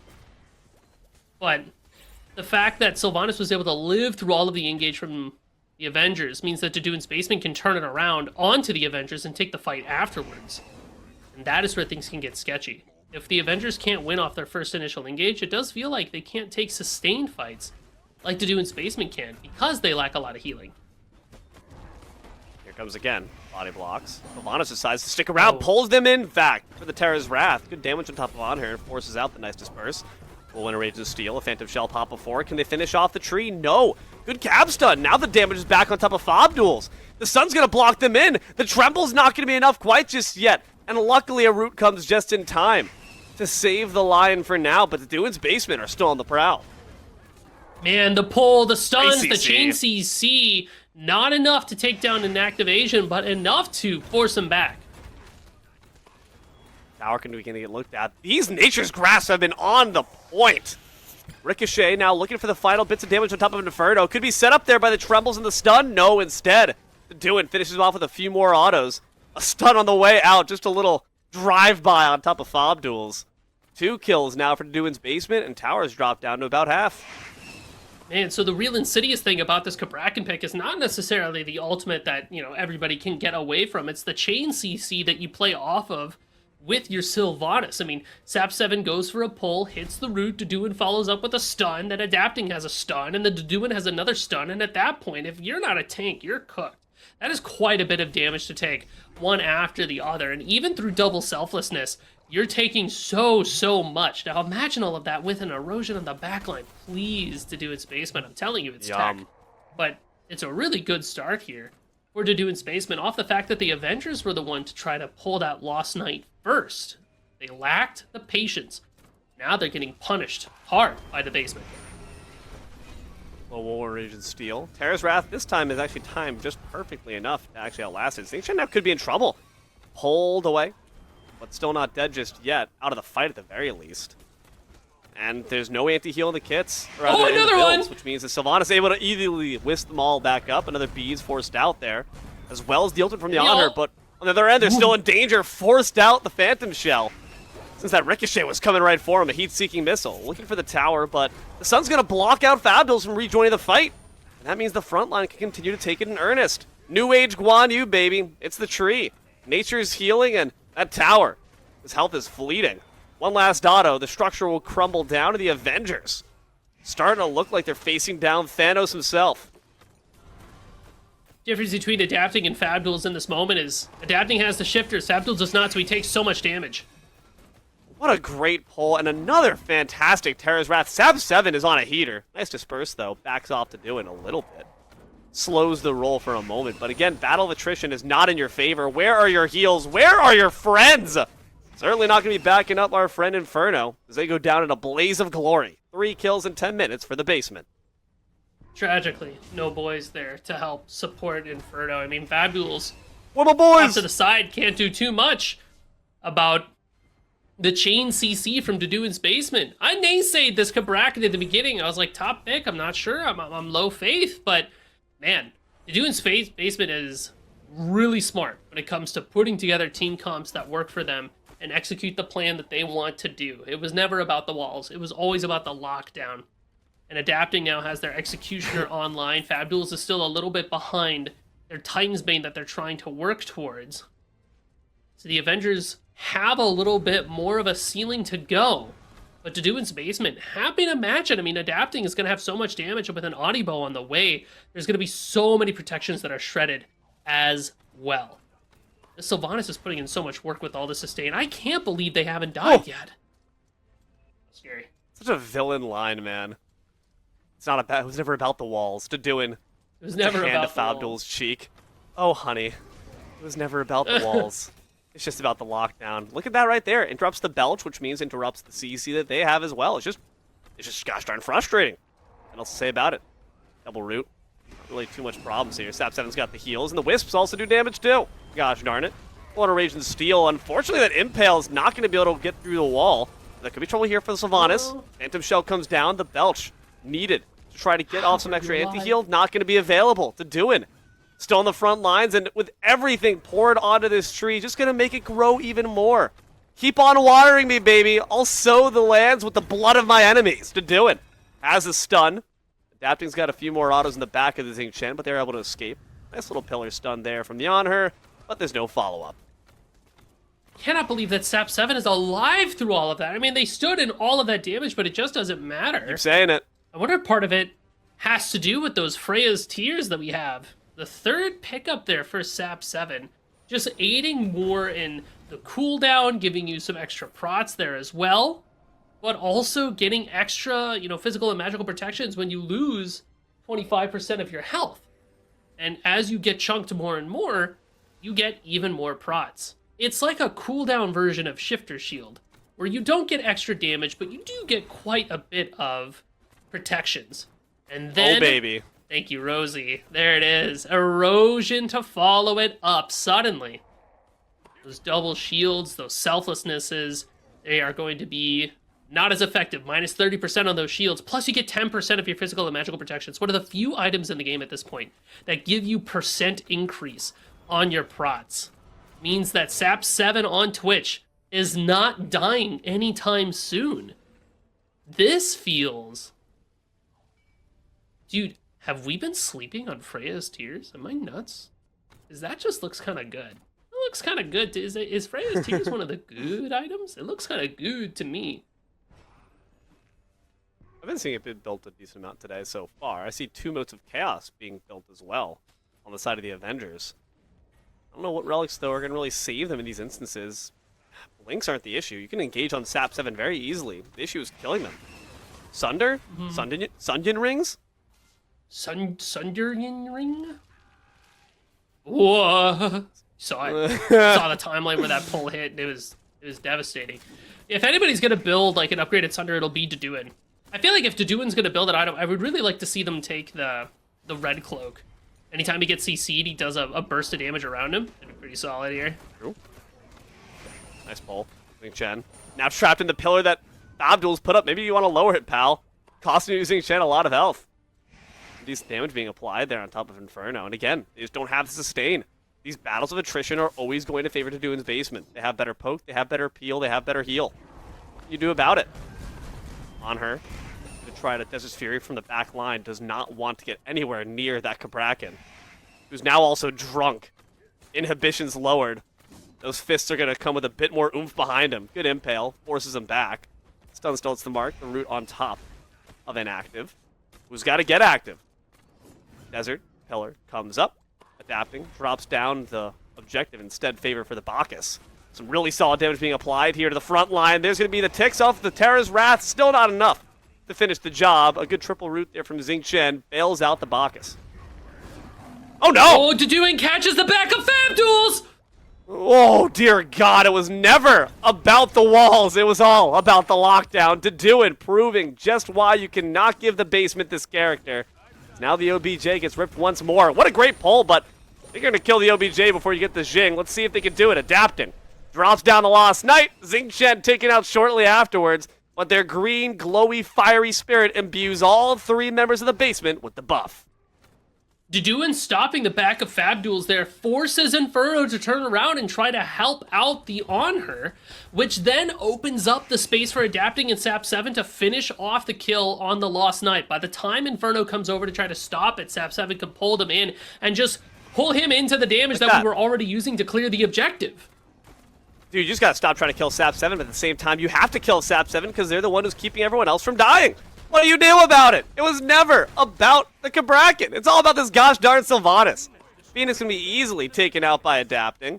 16 minutes is 4-0. The Avengers looking like they're facing down Dr. Doom himself. 3K ahead, and in Joust, man, that's already uh-oh territory. Yeah, that is near a death sentence, and we're nearing level 20 as well. So Adapting will be able to upgrade their starter to doing theirs. Sap 7, maybe a little bit further. Blink from Sylv. 18. Chills. Not too bad. Ooh, that's a good call out. Upgraded Shell, so now we have damage mitigations on top of our healing, on top of our Freya's Tear, increasing our prots on top of erosion. Dude, no, something's going on. This is... I don't know if this is like the build, but I'll tell you what, in the context of this game, this build is gnarly. Like, just actually so good. That's not to say I don't like what Inferno and Inactivation are building. It's just very generic, right? You shifters, a cooldown prot thing, and then we're going to go Resolute Mantle, so we have some HP into all their CC. And I'm going to go, Shell, and now we have double blinks for Inferno and Inactivation. But, like, when are you blinking in, right? I dare you to blink in on these guys. You want to die? You want to lose? Go for it, King. Like... The Shifters finally comes online for Fabduels, but I feel like the damage is already done because you took an early death. That's what the Shifters is there for, to prevent that. Link already used off the Bacchus. It's in the intoxication, but inside the Suns, Hoi Yi's just fine and dandy. Cab in the back. Still comes out, but this Hoi Yi does not seem to care. Pops the Avatar's Parashu. This man's absolutely massive. Watch out, Adapting's going in with the dive bomb. One last dot to the back. Bacchus able to stumble back. No, the Nature's Grasp. But there's no follow-up. Instead, they're looking for the Titan. Being whittled down. Dropped to about 2/3 health. Inferno in trouble. Impale stun does not find the right target. This Cabrakan's absolutely massive. It was never about the walls. It's about the lockdown. It's about the deaths. Killing spree for Adapting. And the Titan seems to be on its last legs. Good Impale stun on top of Sap 7. finds the stun off the belch as well, but it does not matter. I need more men. I need someone, but it's a triple D aside to finish the duty. The Deduin's Basement takes game 1. Wow. I mean, that was clean from Deduin's Basement. Clinical. And that was clinical. That was insane. Like, I don't know. All the play there was really good. Sap 7 was a monster on the Sylvanas. Like, did not see that coming. And then the Cabrakan being able to chain CC with the rest of the team. It was very, very good team comp. I love the build from the Sylvanas as well. Each item was seeing each item. You know what I mean? Like, it felt so intentional as opposed to just, like, building things because they're good. Like, Sap 7's like, no. All of these items are going to see each other. This is all going to be very, very solid together, and I'm not going to be able to die. All that tank, because Sap 7 can't get away. So we play into the cooldown, we play with our health bar, going up and down so much. So strong. Ugh. Disgusting. Sap 7, there's so many instances where you said, how does Sap 7 not die? And I think it's just what you said. It's just, in this context, they took every single item. They need it into battle. That guy does not leave home without a water bottle and a portable battery pack. They are prepared for anything. That's a true Boy Scout. Carabiner has a bottle opener attached to it. That's my kind of guy right there.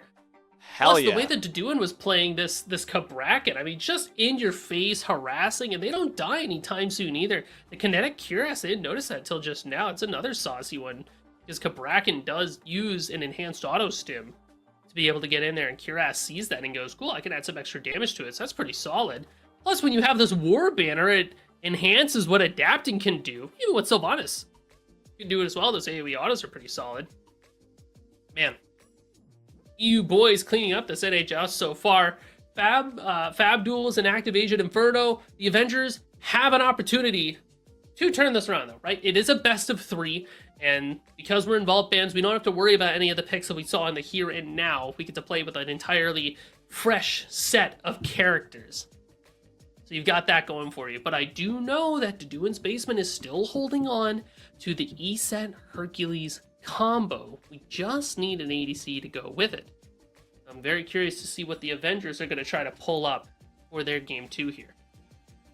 Listen, man, Deduin's Basement, it goes deep. You don't know how many flights of stairs go down to this cellar. It gets crazy down here. And with that $525, they're looking to try to, get up some nice fresh coats of paint. Finish the job, finish the mission, and finish this series. We'll find out if they can do it next game. Right after this little break, guys. Stick around. More Smite Prime, some Bash after this. Hello, everyone, and welcome on back to Smite Prime. NA Joust Summer Bash, where the plays are always premium. Possibly the finale. Possibly the precipice as we approach Grand Finals Game 2 off the back of the Deduin's Basement's victory. D'Lo, here on the mic, joined by Musy in the booth right by my side.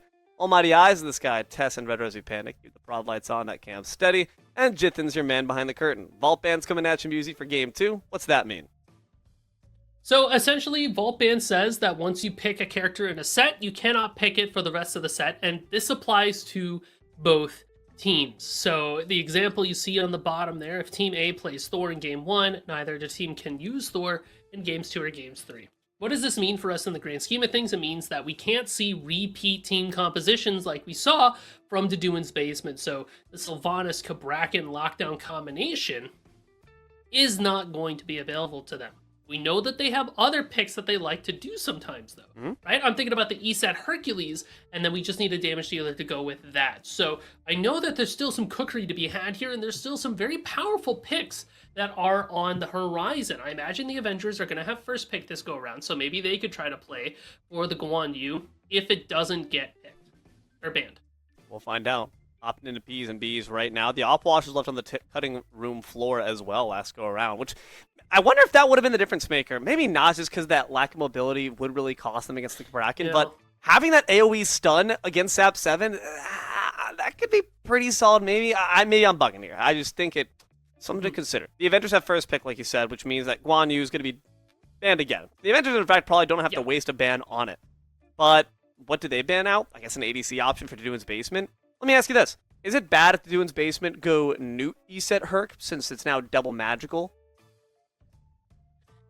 I would say I would sooner see a Neath before a Newt for Okay. Deduin's Basement if they go for the Herc E-set combination. Not Newt. Not the Newt. Just because having your damage be attached to physical feels maybe a little bit stronger right now. Plus, I think the Neath can use items like Sunbeam Bow a little bit more effectively as opposed to Newt, who doesn't do it as easily. Now, Okay. I still think the Newt could be viable. I think I just prefer the Neath, and maybe that's just bias because I saw Tagveer play it earlier today, and I'm kind of, I'm on some hopium. I want to see it a little bit more because I just think the pick is neat. Guan Yu banned Wow. from both sides, so the Avengers just don't want to play it at all. They don't even want to first Entire pick front it, line. but they banned Hercules E-set. It's very important. So now we're going to see something entirely different from Deduin's Basement. So I like those bans from the Avengers. Sobek first pick. We've seen it played it pretty successfully, extents, in the past. Is it first pick material? Alposh still let through. Sobek can get stunned off that. But that being said, again, it's low mobility, so it also gets in trouble. Newt, not sooner seen, Newt. but still at the top of the board. Deduin's Basement, grab it for themselves. Newt plus Thor is not a bad combination at all. I mean, Thor is able to go into the air. He's got some great dive potential. Wall plus hammer is good poke. And because you don't have access to Hercules E-set, Newt looks pretty solid here. The one thing we're lacking from Deduin's Basement that we didn't have, or that we had before that we don't have now, that is interesting. We'll talk about that. Is there's no team healing and there's not really much in the way of self-sustain. So that raises an eyebrow for me. Geb, off the bat Yep. of that Thor. And that makes sense to me because it's very easy to cleanse off that Thor wall, very easy to cleanse off the Newt root. Ganesh for Deduin's Basement is the final lock. Now that's pretty interesting. You got to imagine that up against a Geb and a Sobek, you need this to be non-aspect, right? That Ohm Silence is incredibly effective at stopping a charged prey or a Blink Cataclysm. You could do Evil Ganesh and build Ancile. That would not be bad, but I agree, having the Ohm Silence all the time feels like it would be pretty good. Like if Sobek tries to dash it, you just Ohm in front of him and suddenly dash stopped. Same deal with Medusa. Same deal with the beginning of a Geb rollout. He becomes CC immune once he's Big Rock. But what I like about this Ganesh is that he has an AoE ultimate that basically says, like, hey, once you're in this zone, you're either in this zone or you're out of this zone, right? You can't really play around with that too much. For a character like Medusa and Sobek and Geb to an extent, we don't have leaps to get away from those Dharmic pillars. We have to dash through them, we have to walk through them. So that's damage that can be guaranteed. And Newt and Thor have great damage that they can throw in the center of those Dharmic pillars, knowing that their opponent can't really get away from what they're trying to do without taking a bunch of extra damage. Shifter Shield being as good as it is, you build it on Ganesh, you're going to be hitting extra hard. This character already dealt a ton of damage. Now we're giving them free protections and free intelligence to go with the rest of their build. Avengers, Yippee. I like the Geb because we have a Sobek and a Medusa that can offer a lot of pressure, and that's where Geb tends to really fail. He can't really offer pressure on his own. He needs his team to be able to do it for him, and then he can play off of that. So we have a lot of setup here. Is Medusa going to be enough follow-up damage? Medusa is one of those characters where if you're going for auto-based, she has Viper Shot. She's like the best ADC in the game for 4 autos, and then she falls off and she's not as strong. So I'm very curious to see how she can play into DPS comparisons with this Newt.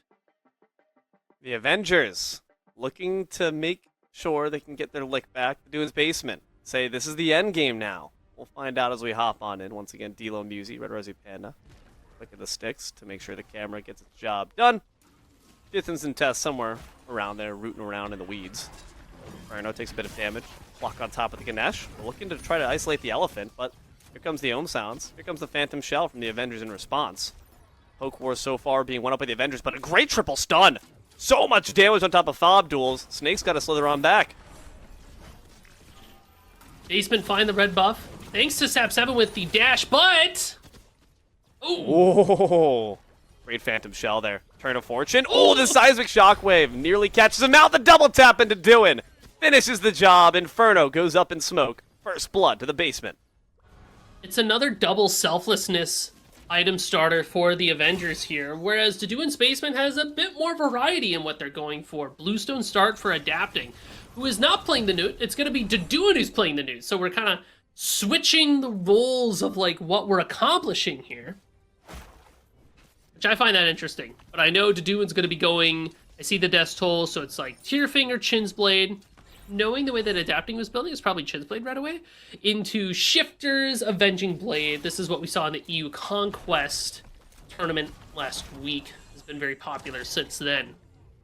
Adapting goes Shifters, and then probably a bunch of cooldown. I'm actually interested to see where we take this Thor, because they're not building the aspect. So that makes you think maybe we're going a little bit more in the way of damage, like a Jotuns after your Shifters. Heartseeker could be around the corner for us, but feels like there's some potential there. I gotta say, I don't think the selflessness dedication from the Avengers is going to be well spent in the long run, because you already have this Geb shield. You know that Deduin's Basement is aware of the item erosion and is willing to click on it in the shop. You're only giving them further incentive. I think you're really putting all your chips in on the shield category, and it takes one item to kind of see that house of cards tumble down. I mean, between the selflessness, the Geb shields, the shells, erosion just becomes very good, and Sap 7, like you said, is aware that erosion exists. Plus, you get to pair it with something like a Shifter Shield or Freya's Tears, and it gives you percent protection increases. It's only 10%, that's not much, but that's not it's something bad at all. Especially considering like how high protections are attached to some of the items that you're able to build here. Like Freya's Tears gives you something like 30 each. So, and then you have like Dwarven Plate to go with that, Shifters to go with that. So like if you have like a Freya's, you have like a Shifters, you're looking at 30 or like 75, 80 protections of each kind when you fall down. You take 10% of that, so you're sitting at like 88, almost 90 protections of each or so when they pop that shield. That gets pushed even further because that stacks up twice. That's like you're pushing on 100 of each protection, it feels like. Plus also their shields are worse, and that's their like win con.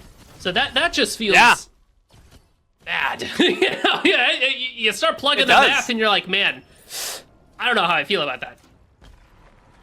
Deduin takes a leaf out of Adapting's book and grabs the first item, Chins. Makes sense. I see 2 Shifter Shields being popped up. I see the Dharmic Pillars coming up as well. Cataclysm in response. Decent damage on top of the Elephant, but not enough given how many ultimates you just poured in on top of them.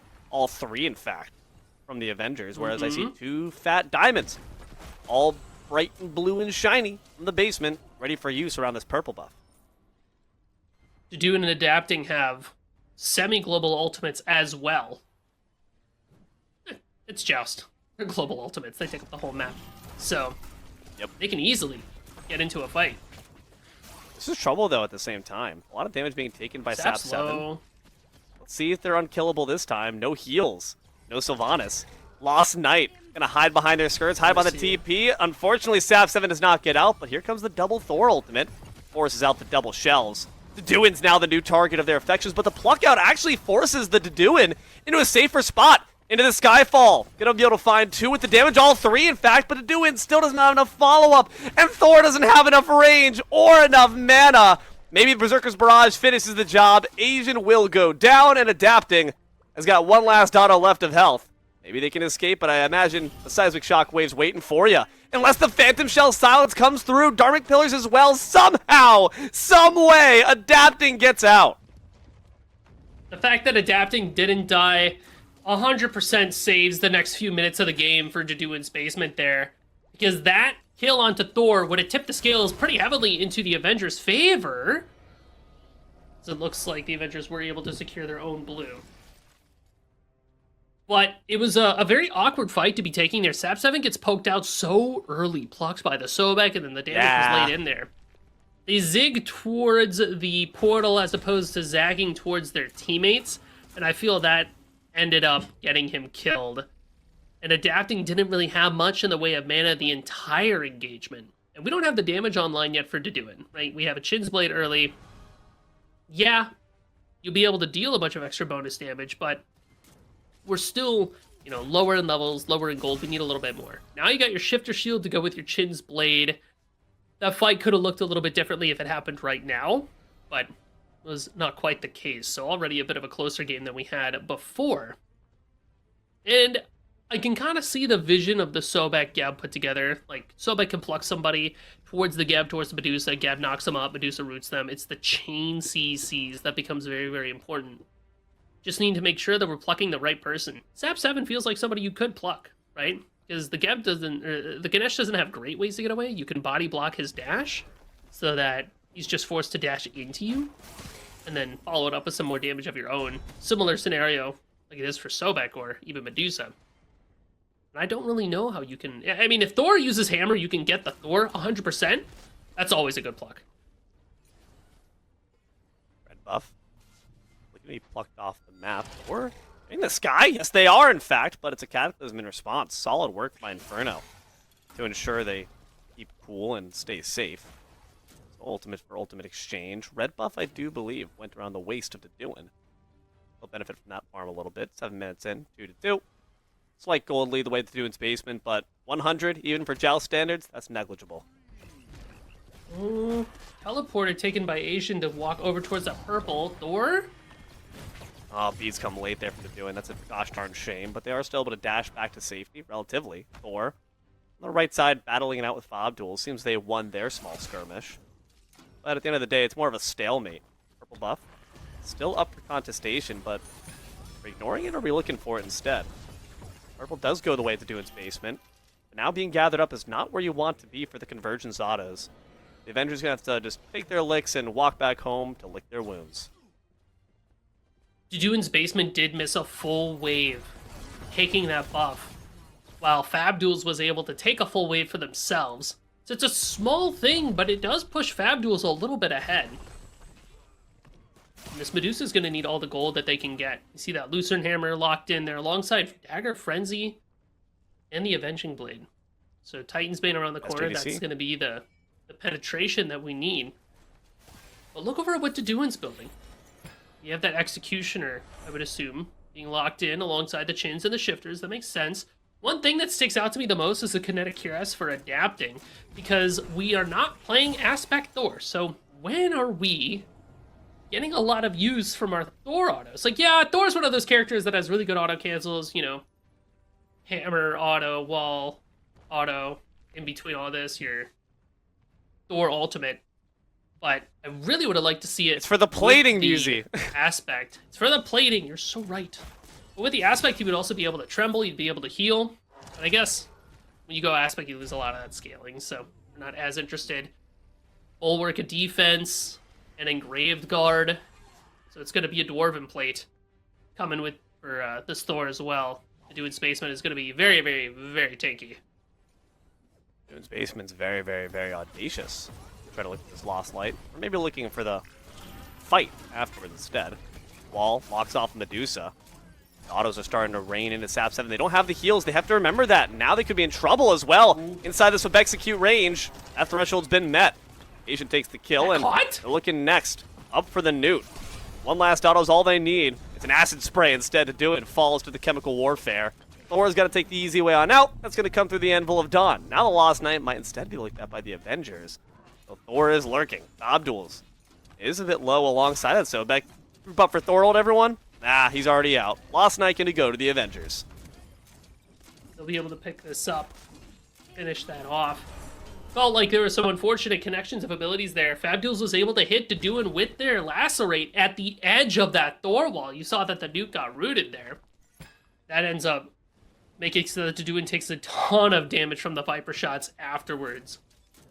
And Sap 7 on this Ganesh is not the same as the Sap 7 we saw in the Sylvanas, where they're in the mix, they're able to get a bunch of damage off, they're able to tank a lot, but they don't have any healing. There's no sustain for Doin's basement. So that means that when Sap 7 gets in there, it looks like more often than not they're going to be dying as they go in. And the kills are going to Fab Duels, which is a scary thing because Medusa is going to be scaling off of gold and experience, more so than anything. Giving Fab Duels all that extra money means that she's gonna have these important items sooner rather than later. Shifter Shield, if I remember correctly, Fab Duels likes to build that fourth. So then we'll have a little bit more tank for our Medusa, so she'll be able to fight a little bit longer. But I'll tell you what, these two selflessnesses plus the Geb Shield plus the shells are working out pretty well for the Avengers this go around. Don't have erosion yet. Dun. Dun. Land Sharks here, baby. Jaws theme plays. Great CC chain, and the Elephant's got to make a mad dash out to safety. They won't find it. Petrifying Gaze off the mark. No way the Ganesh gets out here, but Newton Thor have already been chased away. Charge, prey. You're no longer at the top of the food chain. Instead, that's the snake. Killing spree for Medusa, and Doduin still maybe in a bit of trouble. Playing the corner. The Avengers. Not a superhero tactic. That's a villain tactic right there. But, hey, if it works, it works. Adapting. What is this? Back to oh! Nice! Force out Blink and Ultimate. Adapting has their own too, so they should be fine. They're going to recognize to take the quick, easy way out with the Anvil of Dawn. Honestly, in this game, in this mode, in this map, Anvil of Dawn being used as an escape, I ain't too mad about it. 12 minutes in, though. If you're a Doduin's Basement fan, you might be a bit 5-2 in favor of the Avengers. 2K their way. Maybe it's not heroes who win the day. Maybe you gotta succumb to the strategy of the villain. Wondering how Doduin's Basement gets to turn this around. Like, what does a good fight look like for them? Are we able to engage with adapting potentially? I feel like we have to find a way to get to Medusa and kill them. Every time that the Avengers starts a fight, they're able to find and pluck Sap 7 and burn them away pretty quickly before Doduin's Basement can really respond to that. So if I'm Doduin's Basement, that's got to be one of the first things that has to change. Sap 7 can't get plucked. We need to find a way to keep this Ganesh alive. They haven't really had a chance to see Doduin connect onto any tanks, although now that they have XC and Avenging Blade, they should be able to deal pretty significant damage here. So, how do you change that, right? Honestly, I'd love to see a Thorold on the Medusa. Let's play into the Avengers counter engage. What if you just kill her instead, right? Shout outs. It's gonna be hard when she Like got this. a red buff. Especially hard as well when you miss the pillars. Medusa takes the easy way on out, but it doesn't mean that the rest of the front line's isolated. Cataclysm and the Shockwave finds the CC they need to get back out. Inferno's safe for now. I don't know if I want to see Doduin's Basement take a fight until that erosion's built. I'm not going to lie, Musi. Again, the Avengers put everything all in on the shields. And you can see right there. Great cleanse. Great health. Bolsters up the Medusa. Viper Shot comes through. Sap 7's in a bit of trouble. Thor takes the sky. Is that enough to ward the Avengers off? Might just be. He sees it. Hammer hums. They'll look for the Medusa, but they find the beads as well as the ultimate. Now Adapting could be in trouble as well. Great CC. Lacerate does not stop the double tap. No cripple incoming. And a great stun to wall off the rollout, but Adapting still could be in trouble. They're not sure if they're coming for them. No, they're all instead looking for Sap 7 once more. Elephant gets tossed up. The Skyfall gets shrugged off. Abdul decides to back on away. Doduin still has to position carefully. If they're on the wrong side of the Sobek, they could find themselves getting charged parade. Good sounds, though, from Sap 7 ensures that does not end up being the case. One last silence. Nuh-uh-uh. Puts a quick finger up to the lips of the Sobek to ensure that they cannot do anything about it. Adapting lived the entire time, by the way. Grabbed a purple buff for their troubles. Now they have to make sure they stay alive to tell the tale. Good beads there, but not what you wanted to see. Doduin's Basement, vulnerable as they limp back to Fountain. Everybody has to back. That opens up the Lost Knight here for the Avengers, and they have plenty of shred to take this down. I mean, you have all the penetration from Fab Duels and a Dagger of Frenzy. Doduin's Basement were able to not die that fight, but they weren't able to win anything that fight. And at this stage of the game, you have to start winning engagements, like hard winning engagements. You have to find the stuff after the stuff, which is something Avengers have been able to do fairly consistently so far this game. Doduin's Basement has the erosion for Sap 7, so this could be a turning point for the Ganesh. Hopefully that'll make them a little bit tankier to be able to survive a bit more. You taking this? Sundian Rings? And then, yeah, Sundian Ring. The upgraded Sunder, so if Adapting hammers onto a target or is able to connect to Medusa, we pop that Sunder as well. It'll deal quite a bit of damage. Pair that with the erosion so we can get through those shields as well. It's not too bad. We're hitting our late game, but the Avengers have such a strong head start here. It's working out. Oh, Sap 7 is just getting bullied by this Medusa. Dear God. Trying to ignore her and go for the Geb instead. Thor moves on in. Petrifying Gaze turned away from. They're looking for the Medusa, but you really need your front line there to back you up. Adapting cannot take all that damage alone.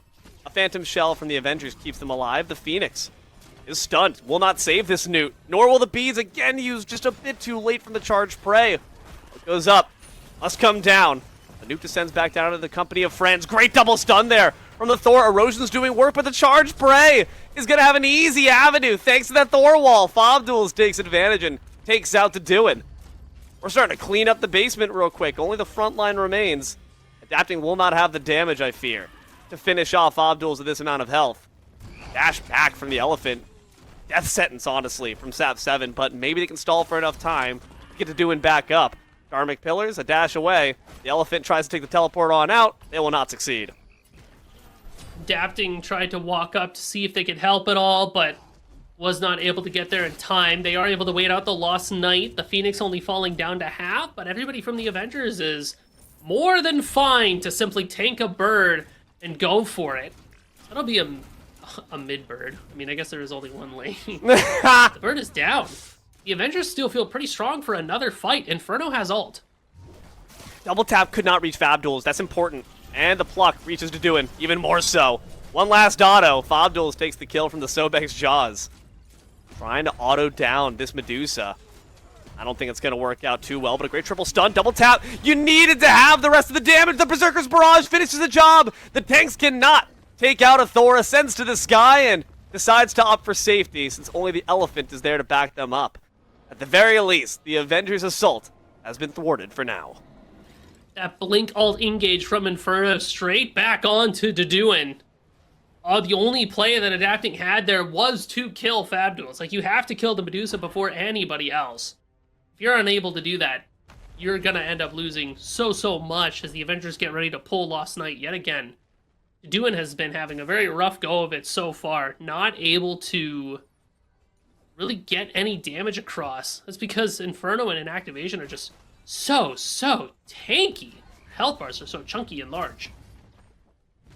Going for the Lost Knight here since Fobduels only just spawned back, but that snake can slither back pretty gosh darn quickly, and this burn's taking a bit longer than you want, even with the pillars. They're turning towards the OBJ, trying to finish it off, but an activation steals it away from the rest of Doduin's basement, and all hope of victory might have just plummeted to the cellar as well. Low health for Adapting, no health for Adapting, and it might just be Doduin up next. Sobek is lurking, the violin plays, and unfortunately for Doduin, they're starting to get whittled on down. Inferno is a bit low. Medusa doesn't even decide to go for the fight, instead looks towards the Titan.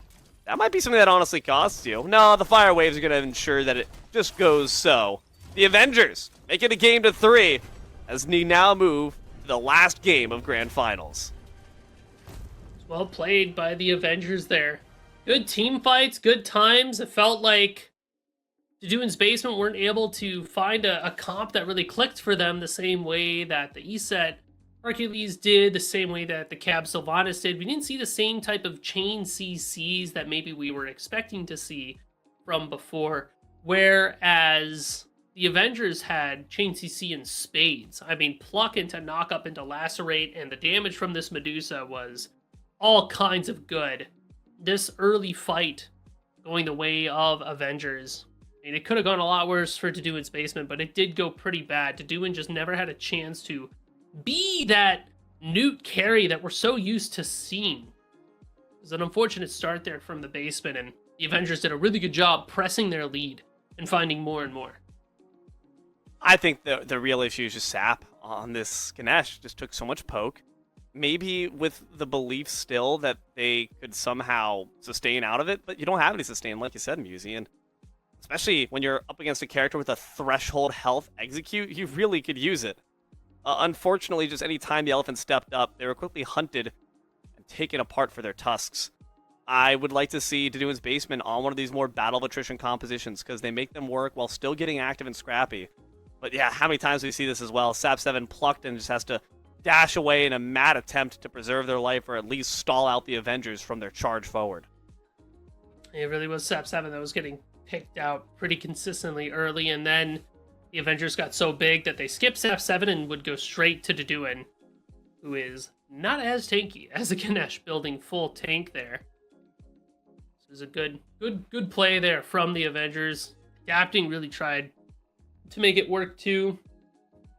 I'm not as sold on, I'm kind of in between of whether or not I think Thor could have been better with the aspect here, but still think adapting did really well, considering the madness that the Avengers was sweeping through his team. I just think the big issue is if they have a Sobek, and normally as a Sobek you're looking for the back line, right? But if your front line is tantalizing to a Sobek, that's a problem. You can't do the same thing with a Sylvanas, right? Because a Terra's Wrath is surely coming afterwards. You can't do the same thing.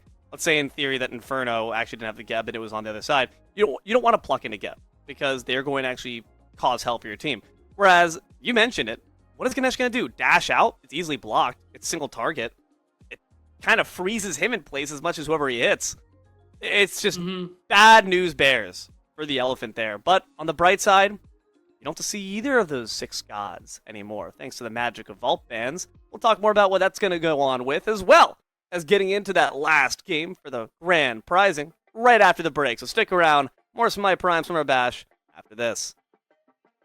Hello, everyone, and welcome on back to Smite Prime Summer Bash and a Joust Grand Finals, Game 3. It all comes down to this. The plays are certainly always premium. D-Lo here in the booth, joined by Musi right by my side. Tess, Red Resi Panic, keep the prod lights on, that cam steady. And Jithin's behind the curtain. Vault Band's coming at you, which means all 6 of those last gods we saw, and the 6 gods you saw before, can no longer be played. Any gods that have solely seen the ban board, well, you have to ban them again if you don't want them back in action. But as far as Sobeks, as far as Thors, as far as Sylvanas, they're all gone. All of them. No mas! No mas Sobek! No mas Thor! No more. No mas. Basta. Bam.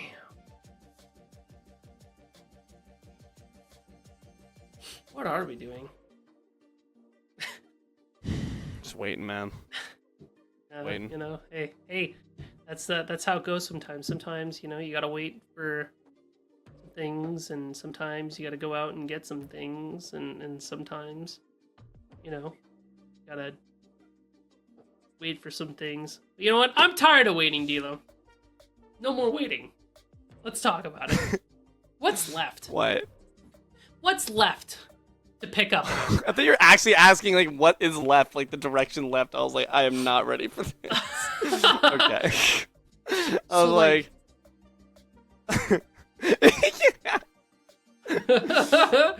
But in terms of like who we need to ban and who we need to take off the board, you obviously. Achilles, Ardio. I'm still kind of sold on Ardio. I feel like she could be good. The healing has to be applicable. Any kind of sustain is good right now in Joust. Any kind of sustain. We'll take it. Anything you got. Share it with friends. Sustain. Bring it up. More. Aphrodite. If it's not banned away, that's another really solid one. If you want to try to pick a healer, I think at this stage of the game, it is time to ban the Puash. Morgan Le Fay could be a good pickup for a mage. She can use the proc build pretty effectively. Neath is still available if you want a hunter. So I feel like there are a lot of things you can look for here. And I'll tell you what we're not going to see, though. It's not going to be the Guan Yu. To be honest. It's just not going to happen. Yeah, that should be I feared that would just be ridiculous. Yes, by both teams, it seems. Dodoon's Basement have kind of been doing the same thing even when they have been first pick. So, truly, honorable players there across the pond. You got to respect it. The Avengers, though, they know no bounds. They know no boundaries of man or government. The Sokovia Accords have not come into effect quite just yet. They're coming for you. Oh, yeah.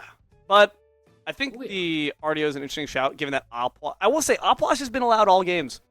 I wonder if this is the game that he gets through. If there's an Ardio, I would be tempted instantly insta-lock that Aplash. Just because of I don't know. I think if we're so focused on healers, we're so focused on killing tanks, I think Aplash uses the proc build really well, and he's able to deny a lot of what healers want to go for. So, you've got that. I'm trying to think of what other healers we have right now that are available. Because I know Guan, or Aphrodite. There's not much after that, right? Because the Sylvanas isn't going to be available anymore. I mean, Eset Hercules is another one, but Yamoja, that could be a good shout. And maybe Yamoja could be something we can work with here. River's Rebuke could be solid. Heals and everybody's shields. Building Shell. So, yeah, I don't know. The fact that everybody's building Shell makes me wonder if it's not as worth it. Like, maybe you can excuse needing the Kabrak and ultimate walls because he's got so much lockdown, but I think Yemo I was about to say, wants to be able it's to not use her about walls. the walls. Not about the walls, but Dude. maybe Yemo, it is a little bit about the walls. Like, Yeah, it is oh, kind of about the Cupid? walls a little bit more. Cupid? Cupid could be a good shot Maybe as a well. little Cupid Eris action, bow, some Cupid. hearts. I just feel like Eris bow. it's a little hard to use in the moment. Bologna, aspect Bologna, Eros bow. Cookery. Absolute cookery. We shall see. I don't know, man. Osiris? I feel like the Avengers are kind of like spoilers. They don't really seem to care too much for sustained comps. They are more so in your face, fight till you die or we die comp. Team three gods, teamwork or die comp. And to their credit, it worked out very well last go around. I just think that you need to have 7 on a god that can kind of just stick around and be a thorn in your side for a bit longer. I want a god that allows itself to function. I think you talked about this in terms of Deduin's Basement's first comp in game 1. How there are components that are auto-sufficient. Sylvanas is absolutely auto-sufficient because it can do damage, but also it keeps itself up with no issue. Hercules and Iset and Guan Yu bans from the Avengers. It's smart, man. Why not? Aphrodite being banned away by Deduin's Basement. They knew that the Guan Yu is not something they had to worry about, so that's smart. They're covering more of the range of the spectrum. And that leaves open the Cerberus, which has been seeing bans before. Not quite the typical healer that you might expect, but certainly one that can stay alive if SAP 7 is operating on it. And it is something that is a good answer to healing, right? Not quite an wash, but being able to take away some of the healing effectiveness that the Avengers might be able to draft, and there is not a lot of effectiveness to be had. Iset, Hercules, Aphrodite off the board, Achilles as well, like, a lot of tanks just won't be available. Guan Yu's banned. So we are changing our mindset a little bit about what we're trying to pick and how we're trying to draft. I feel like now it's going to be a lot about beads burning, beads pulling, and just abusing Soul Reaver and Bluestone. Atlas can do exactly those things. Osiris alongside it. 2 big beefy boys. We need more men. Deduin's Basement. Lock in the X-Ball.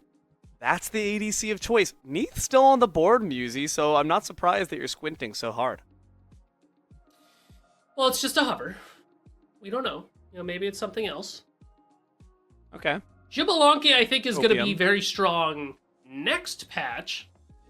This patch, I feel like he's a little bit on the weaker side. But he's locked in, and Yes. you know what? I'm kind of into it. Shoutouts. It could be Jibble Aspect, too.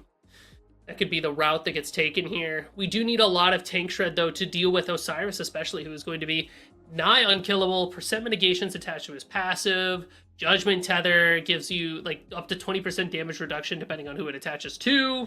Like, it's a lot of tankiness from the Avengers. We just need one last piece of the puzzle here. Go for another tank and flex Atlas towards a more damagey type. Or you can go for a major like a Morgan Le Fay. Might not be bad here. Oh, Agni's still up. Yep. I don't know. Yeah, Agni. That'll do it. That will do it. Okay. So the Avengers here are not at all. Again, I think the Cerberus, in a sense, doesn't make them Well, it does because it's just a great pick. But It does. the Avengers have they've never been a team that has been liking these heal-oriented comps, and that hasn't changed here. So the Cerberus is passive, which I think is a large reason why people choose it. In this case, is not going to really see too much effect. What I also don't really like is there's a large lack of CC outside of ultimates here for Deduin's Basement. A very large lack of hard CC. X-Ball's got a slow. Loki's got a blind. Outside of Assassinate and Stygian Torment, though, I think you're in a bit of trouble. I will say this. To defend the Kerberos pick, they do have Prot Shred on that Ghastly Breath, which is very important true. when it comes to getting ahead of the damage on some of these tanks you're going to be running into. It's part of Discount the Guan reason, Yu. It's another reason why Guan Yu is so good, is because of the Prot Shred that he has on the Tala Assault. So being able to shred away some of these prots, offer a little bit of a slow. Okay. And Kerberos does have the Paralyzing Spit to be able to throw out there, so he's got a stun that he can play off of. It's a lot of slows here for Deduin's Basement, which makes me think the Avengers could pick up a Stampede to play into that. But Yeah. Loki and the curb, I feel, do play pretty well into Agni specifically. Because if you can get the dash, Loki This is can true. ult after them. So, yeah, our skirmishes maybe don't look as good because the Avengers have the Atlas and the Agni to provide a pretty significant amount of CC. But think about how these fights go in Joust. It's small skirmishes, but big fights around the objectives. Phase 3 of the MCU. The Doin's Basement versus the Avengers. We're going to hop into game and see what's what. See who ends up getting that $525 grand prize. Real American dollars. Loki aspect. Agni aspect. That's interesting. I haven't seen that in a minute. Still pretty good. Me neither. The problem with Agni aspect is that usually you're picking base Agni because base Agni just is kind of better. Based. Not that aspect of combustion is bad by any stretch of the imagination. Usually you're just building Agni with the int. But now that we have aspect of combustion, we're able to get a ton of like bursty damage. Plus being able to hold left click is very important right now to be able to deal with tanks. It looks like Deduin has opted to go for the aspect on the Loki, so this Loki will be able to live for quite a while, while also dealing a pretty significant amount of damage. My eyes are on adapting in the Xbalanque, because we haven't seen Xbalanque at all, unless Moswall is playing them in mid lane with the aspect, right? I haven't even seen Xbalanques in my casual games. Like the gods just like disappeared. In the darkest of nights. Blends into the shadows. Double stun from the Agni. Yeah, I'm curious to see what adapting can do. There are actually a lot of blinds on this team between adapting and doing. So maybe that's the key. Like, genuinely, it is a very frustrating CEC. It's not one you think of too often, but it can make a team fight very hectic, especially with that Loki aspect. You're allowed to place on someone else. Good interruption there of the suck with the spit. Sap 7, able to guarantee that Deduin's Basement grabs that first red buff. Purple's up now, and who claims dominion of that? Still a test for time. War Flag or Inferno. So a lot of attack speed to be giving to their team. Also some movement speed, level 5 here. They found the difference off of those smalls from the blue buff, but it's a triple stun nonetheless. Big assassinate in the back line, forces off the shell and the flame dash. Blue buff. That's secured, actually? I think that might have still been secured by the Avengers. Not too shabby. Purple buff, though, is a different story. Deduin's Basement, trying to make sure they don't get shoved off early. They're leveraging the pressure they have, especially thanks to that XP difference. Man, ever since Kerberos' ultimate changed from a levitate to just a true displacement, it has made other characters pretty good into him. We saw it in that engagement and activation, popping the Atlas dash there, displaced him immune during said dash, so they can't get scooped up by the Stygian Torment. Agni, too. That is an issue. Yeah, Agni has the dash as well. That can get around it. That is a little sketchy for Sap. It was a little troublesome. We have a lot of good answers into this ult. However, if you're ulting as a Kerberos, ideally the Agni shouldn't have dash. You should be playing for those beads every time. And if they dash your ult, then you just chase after them with Loki ult, and that's where Deduin comes in here. Go for the assassin on the Agni after they dash away. They've got nowhere they can really go. Just make sure to wait out the stun, or maybe find some tenacity so you don't get stunned as long, so you can go for that flurry of blades and get your damage in there. Agni is one of those characters that is kind of hard to jump on top of, but not impossible. Oh, Darkest of Nights comes through. No relic economy. Fob duels. First blood there for Deduin. Laser drops down, but more so there's a boogie floor for Deduin's Basement to sashay across. I love that. They made sure to take that fight in that period of time where all 3 relics from the Avengers were still down. Very smart play. Plus, Deduin hitting the ultimate as Loki stuns out the Agni, which then confirms the Stygian Torment. Because Agni can't dash if they're stunned. Sky is blue. But it's the CC chain, the one that leads into the other.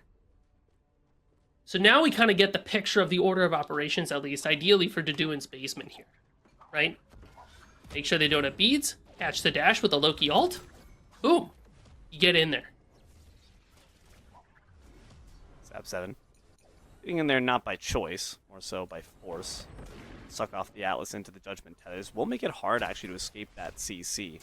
No Osiris if the Atlas is backing them up. Agonizing Visions, the red buff, goes the way I believe. Doon's Basement. Test of time though, maybe it was the Avengers who stole it away. Suck onto Sap, decent damage from the Astrolabe. Spirit Flail adds on to it, but Rain of Fire is off the mark. Soul Expulsion over the wall. Looking for the Agni, but adapting is the real target of their attentions. The Avengers will be able to take them out. Good Paralyzing Spit, though, maybe to counter it out. The Flurry of Blades, the assassination attempt is good. The laser's going to be absolutely ignored, and now Osiris could be in trouble. Normally, Lord of the Afterlife so unkillable. Not looking so this time around. Sap 7 breathes down their ghastly breath on the neck of the Egyptian god. 3 kills now for Doon's Basement to the Avengers 1. Can't be sleeping on this Loki damage, man. Doon can absolutely piece you up. They got the shifters, plus they'll be able to build just more tank as a whole, and that scales them with more damage. This Loki aspect scales off of your procs and your health. This makes Doon deal quite a bit. With Sap 7 shredding away those prods, means that the Loki gets to get even more damage across. Adapting on the Xbalanque is the only question mark on this team for me here. I feel like Xbalanque is kind of easy to chase after. Like, once you have that Rising Jaguar and you dash away, Atlas, Osiris, and Agni can all effectively chase after you. Although, here's the thing. If we commit these tools to chasing after, adapting. Zerbolt. If Sap 7 is in the area, exactly. Stygian Torment scoops you up. You've lost your counterplay when you use your dash aggressively. This could be a Talisman of Purification game for the Avengers. Just to answer that. Just to be like, we can dash at you aggressively, you get the picks, and now you can't ult us in response. I think you're right, Musi, but I think that also provokes a problem in the sense that Motes of Chaos don't start getting built until usually 3rd or 4th item, which we know in Joust how these leads can snowball, and even though they don't look that impressive, 1,000 gold right now for Doon's Basement, it is. That actually is something you really have to contend with. Good attempt there to push clear to Doon out, but Loki will remain alive for now. And this Loki's a hard thing to check, man. They got a Shifter Shield, they got a Genji's Guard, and they're still half-healthing this Agni with a couple abilities. It sucks.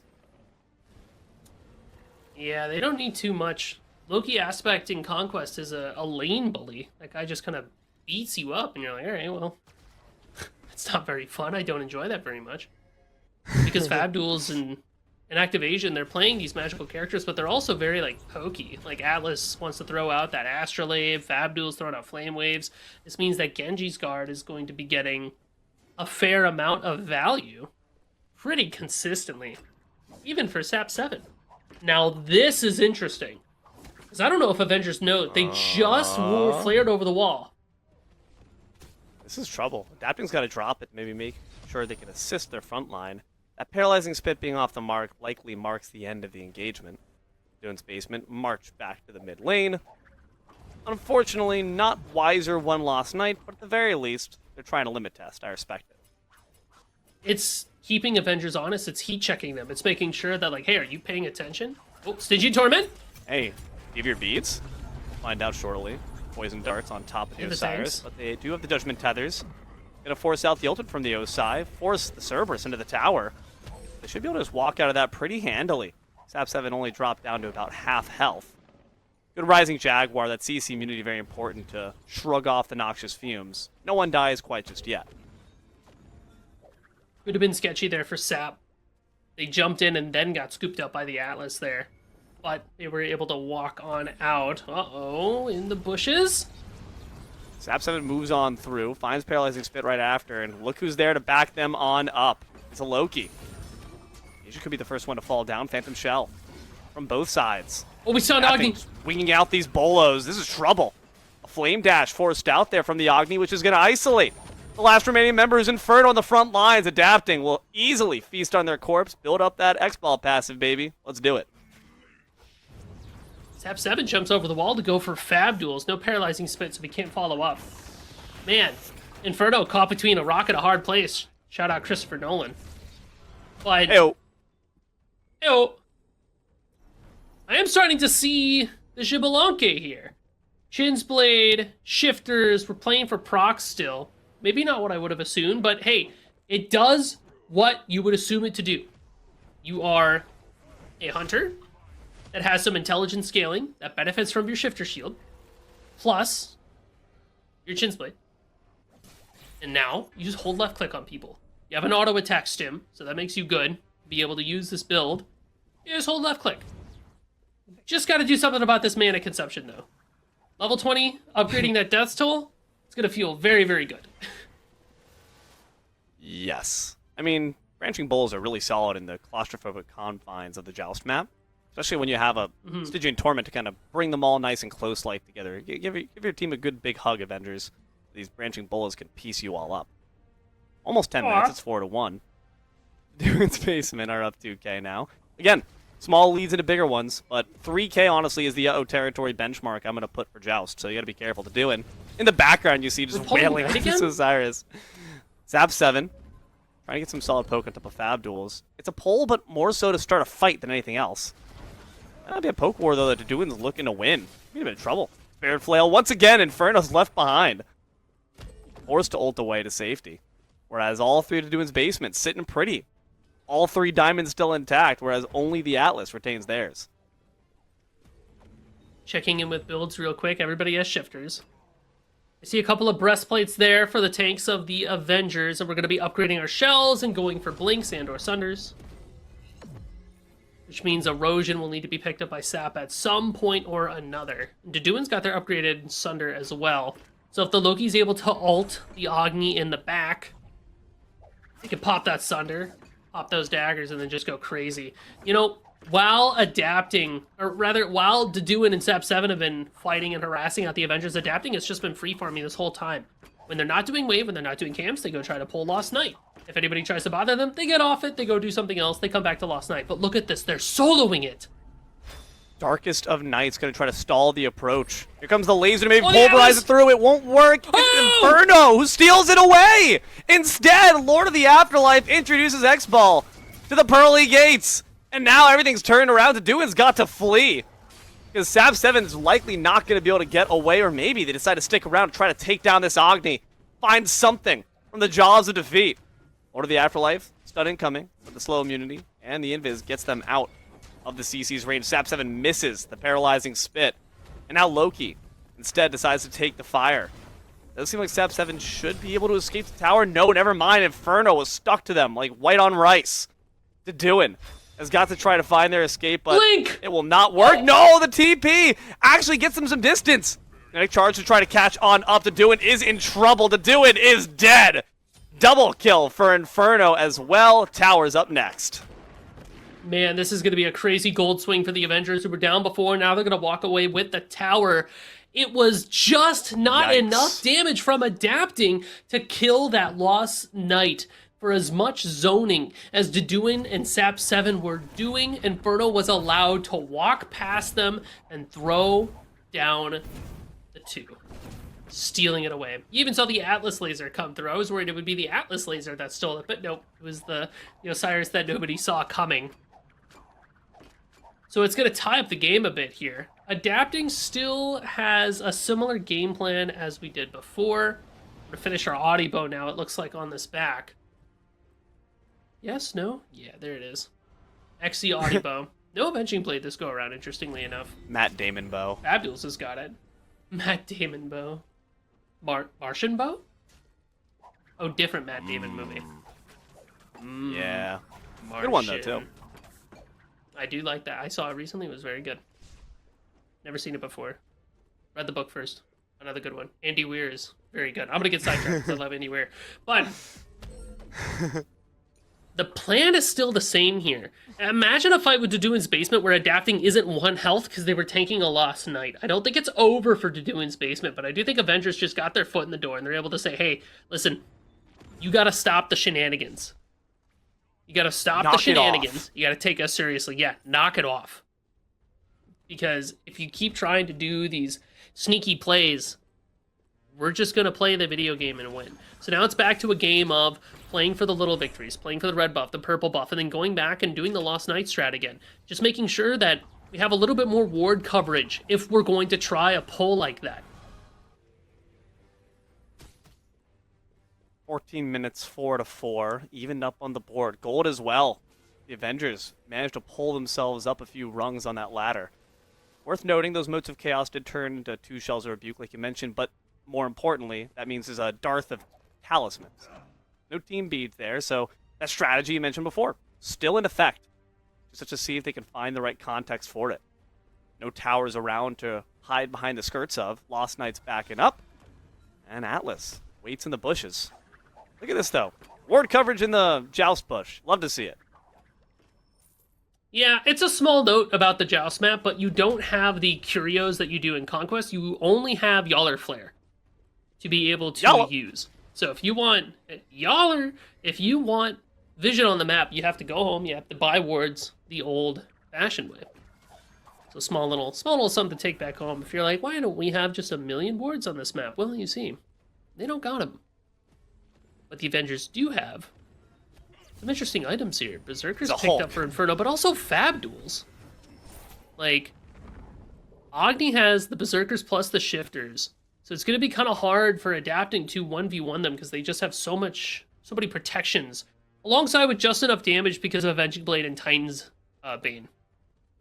So adapting needs to make sure that they've got either Deduin or Sap 7 with them if they're going to take a fight there. But I think that's very true for anybody that they try to kill. Adapting isn't really here to kill anybody on their own. They're here to kill somebody with the help of somebody else. Counter word in the bush. In the Joust map, that 50 gold actually, that means something. That's all we got. That's a loaf of bread right there. For real. Herbal buff drop here for adapting. It has double bells. Let me tell you, everything counts. Oh, lost a belf, though, for the troubles. So, we're just going to have to wait for the next fight to start off, probably around this Lost Night, I'd imagine. I'm curious, though, what's the engage? You just blink in with a Serb? No, probably, right? Because you're waiting for a lot of cooldowns and relics to be down for that Stygian Torment. So what does Deduin's Basement do to start the fight? I feel like if the Avengers are going to engage, then Deduin's Basement looks for a counter engage. Probably, like, Sap 7 could be hanging around adapting while Deduin looks for Fab Duels in the back. That means that Inferno and Activation face off versus adapting Sap 7. That would be favorable to Deduin's Basement. And Fab Duels would have to keep Deduin off of them. And Deduin does have the... Whoa, hold on. There's the blink and there's the dash. Doesn't really actually force out much.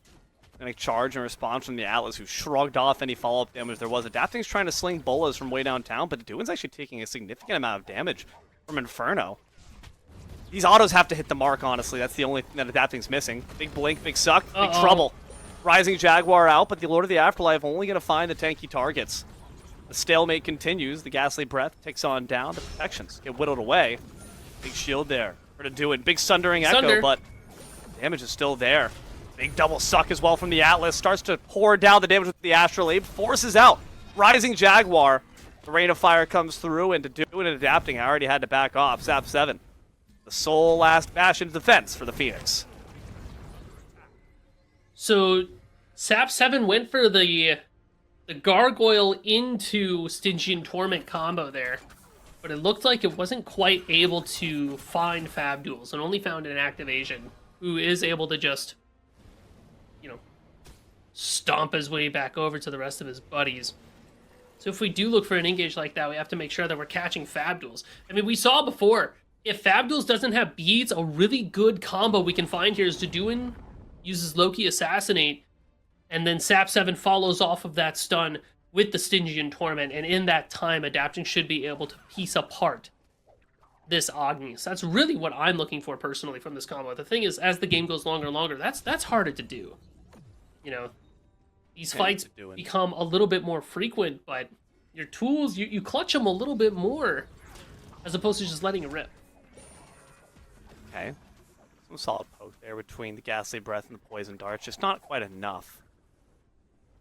Shell's down. About 30 more seconds from both members of the Avengers. Server's trying to get something started knowing that.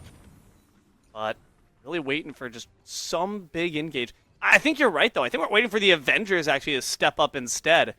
Because otherwise, if you blink forward, you know exactly what Sap 7's going to do. You're just going to keep that dash in pocket. I'm kind of waiting for the Avengers instead to get a bit too fritzy with it. Now might be the moment. Able to dash away from the Judgment Tethers, but the Deduin's Basement don't seem like they want the fight. They want to retreat instead. Blue buff is the new objective we're fighting for. The New Age FG. the 19-minute Joust Yeah. map. Doin's Basement, win the EFG and win the game. Nice. Good job to Doin's Basement. If only it were that easy. Every Smite player wishes it was, in fact, that easy. It feels like the scales are tipped in the Avengers' favors right now. Doin's Basement game plan is strong, but it's hard to execute. The Avengers? Very easy to do, right? I'm going to go in there with Osiris and Atlas, and my Agni's going to cast on the back, and it's going to be heat. Up top, right?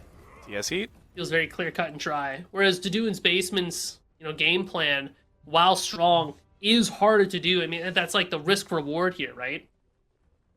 I'm playing Xbalanque. It's 2026. Like, yeah. Although we do have the Death's Embrace online and a Hunter's Bow, so I wonder what we're building for the last item. I just think Musi, the problem is there's no CC, dude. Like, adapting is a great player, but you're not going to hit every auto. And having a nice, easy, applicable stun is one of the best ways to do it. You just don't have that on demand. You don't. Paralyzing Spit is inconsistent. It's good. Again, Sap7, fantastic player. It's not the easiest ability to always line up for the CC. It's conditional. It's not simple. Noxious Fume stuns, way simpler and way longer range, can easily win that poke war because of it.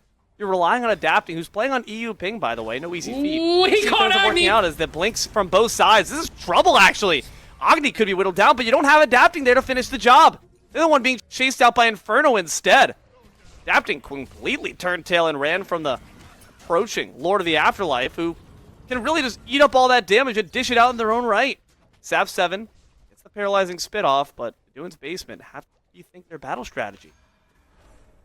And if adapting was a little bit closer to that, Fabduels would be dead, but they are able to get away with their lives. And every ultimate used by Doin's Basement means that Avengers could look for a pull here on the Lost Knight, knowing that Doin's Basement won't have all the tools in the cookbook ready to rock and roll. There's still a blink available for an activation, so the Atlas could go for a blink pull. But Beads and Shell for Doin and adapting tell us that they're not out of the race quite yet. But that was probably one of the best engages you could have asked for. We just didn't have the damage to follow it up. Like, the blink, alt, silence, everything was there. Just didn't pan out. Adapting, afraid of what Inferno's capable of. I don't blame him, but like you said, you just got to stick by him. You don't want to use that Rising Jaguar to engage because that's your only safety tool. It's a rough look for X-Ball in 2026. He was on life support. I remember when I was meta. Patch. Okay, Grandpa. Go back to bed. Doing? I know, it was awesome. Where's my Jello cup? Next patch, Grandpa. That's a- Silver Branch Bow will save you. There's a flame dash there from Fabduels. And now Loki's going on in. Could try to find the kill on top of the Agni. Double Stygian Torment. They're separated. To Doin is going to work on top of this Agni in the meantime. The Rising Jaguar out from the X-Ball. Lord of the Afterlife in from the Osiris. Somehow Fabduel is able to escape. Sap7 kidnapped away from home. Animal Patrol picked him up. Inferno is going to be a lot of TP out. Fabduels is back with a clean bill of health. The idea was right, but the Doin just didn't have the damage to do the job. Adapting's pulling right now on the left side. If we can keep the Avengers, keep We've eyes seen on this them before. before they come. Whoa, no, Atlas! Hold on. It's 22 got minutes it. instead of 13. Adapting does grab that Lost Knight. Phoenix is weakened, and now they have that buff a ticking. Adapting is Time to weakened, go! though. From it.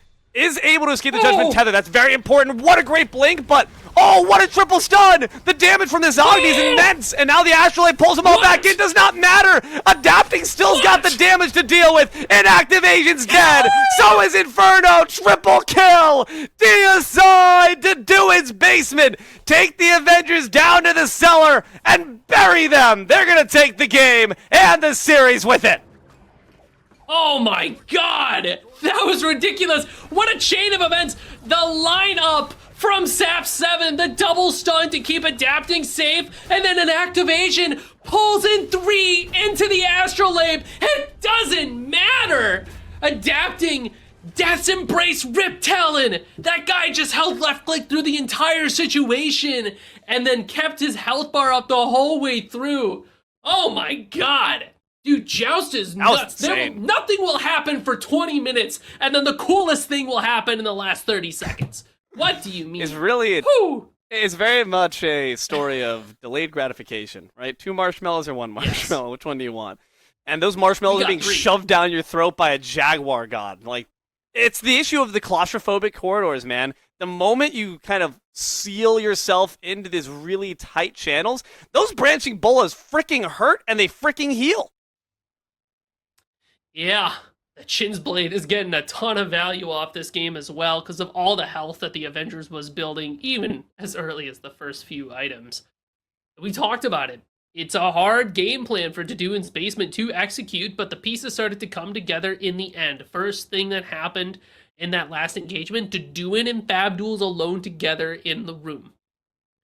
That is not a fight that Fabduels wants. So Deduin is able to keep Fabduels away, and then Sap7 and Adapting are able to chase off the rest of them. They reset, Adapting's able to pull, and the Avengers are just not in position to be able to take it. There was a small window for the Avengers. Immediately after Deduin's Basement finds that objective, you have to kill whoever you can, because if they're able to reset, it's not good. But instead of being able to get the kill, Sap7 catches the Agni, Blink Triple with stun. Triple pull. with his stun, and then boom, it doesn't matter. Like, everybody just dies anyways. Oh, that was a really good stun from Sap7. That could not have gone better for Sap7. That was insane. Great stun from Fabduel to start off. Great pull from Inactivation. Doesn't matter. The CC and the damage is too much. Sap7 lines them all up like ducks in a row and knocks him down. That was a really solid fight to the finish there. Man, oh man.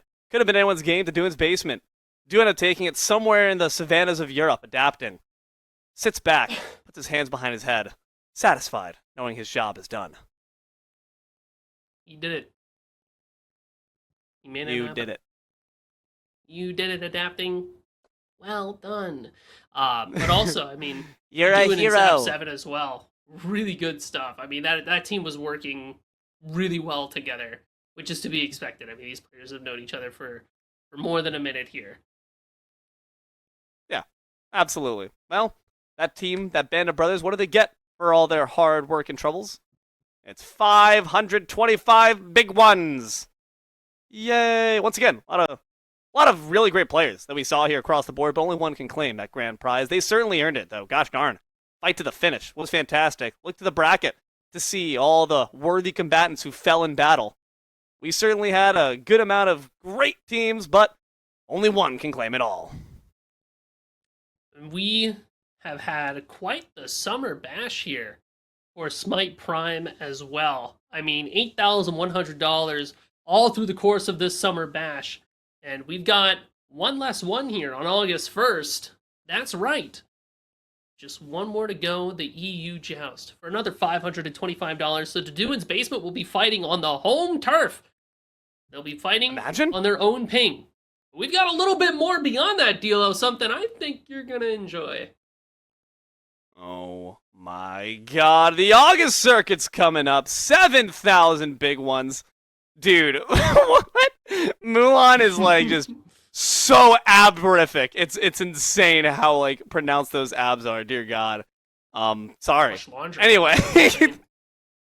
Like, dude, like, yeah, they really made sure that's shiny. That's sorry. We're all about driving up engagement here on Smite Prime. Apparently, like, yeah. Do what you gotta 7K do. though.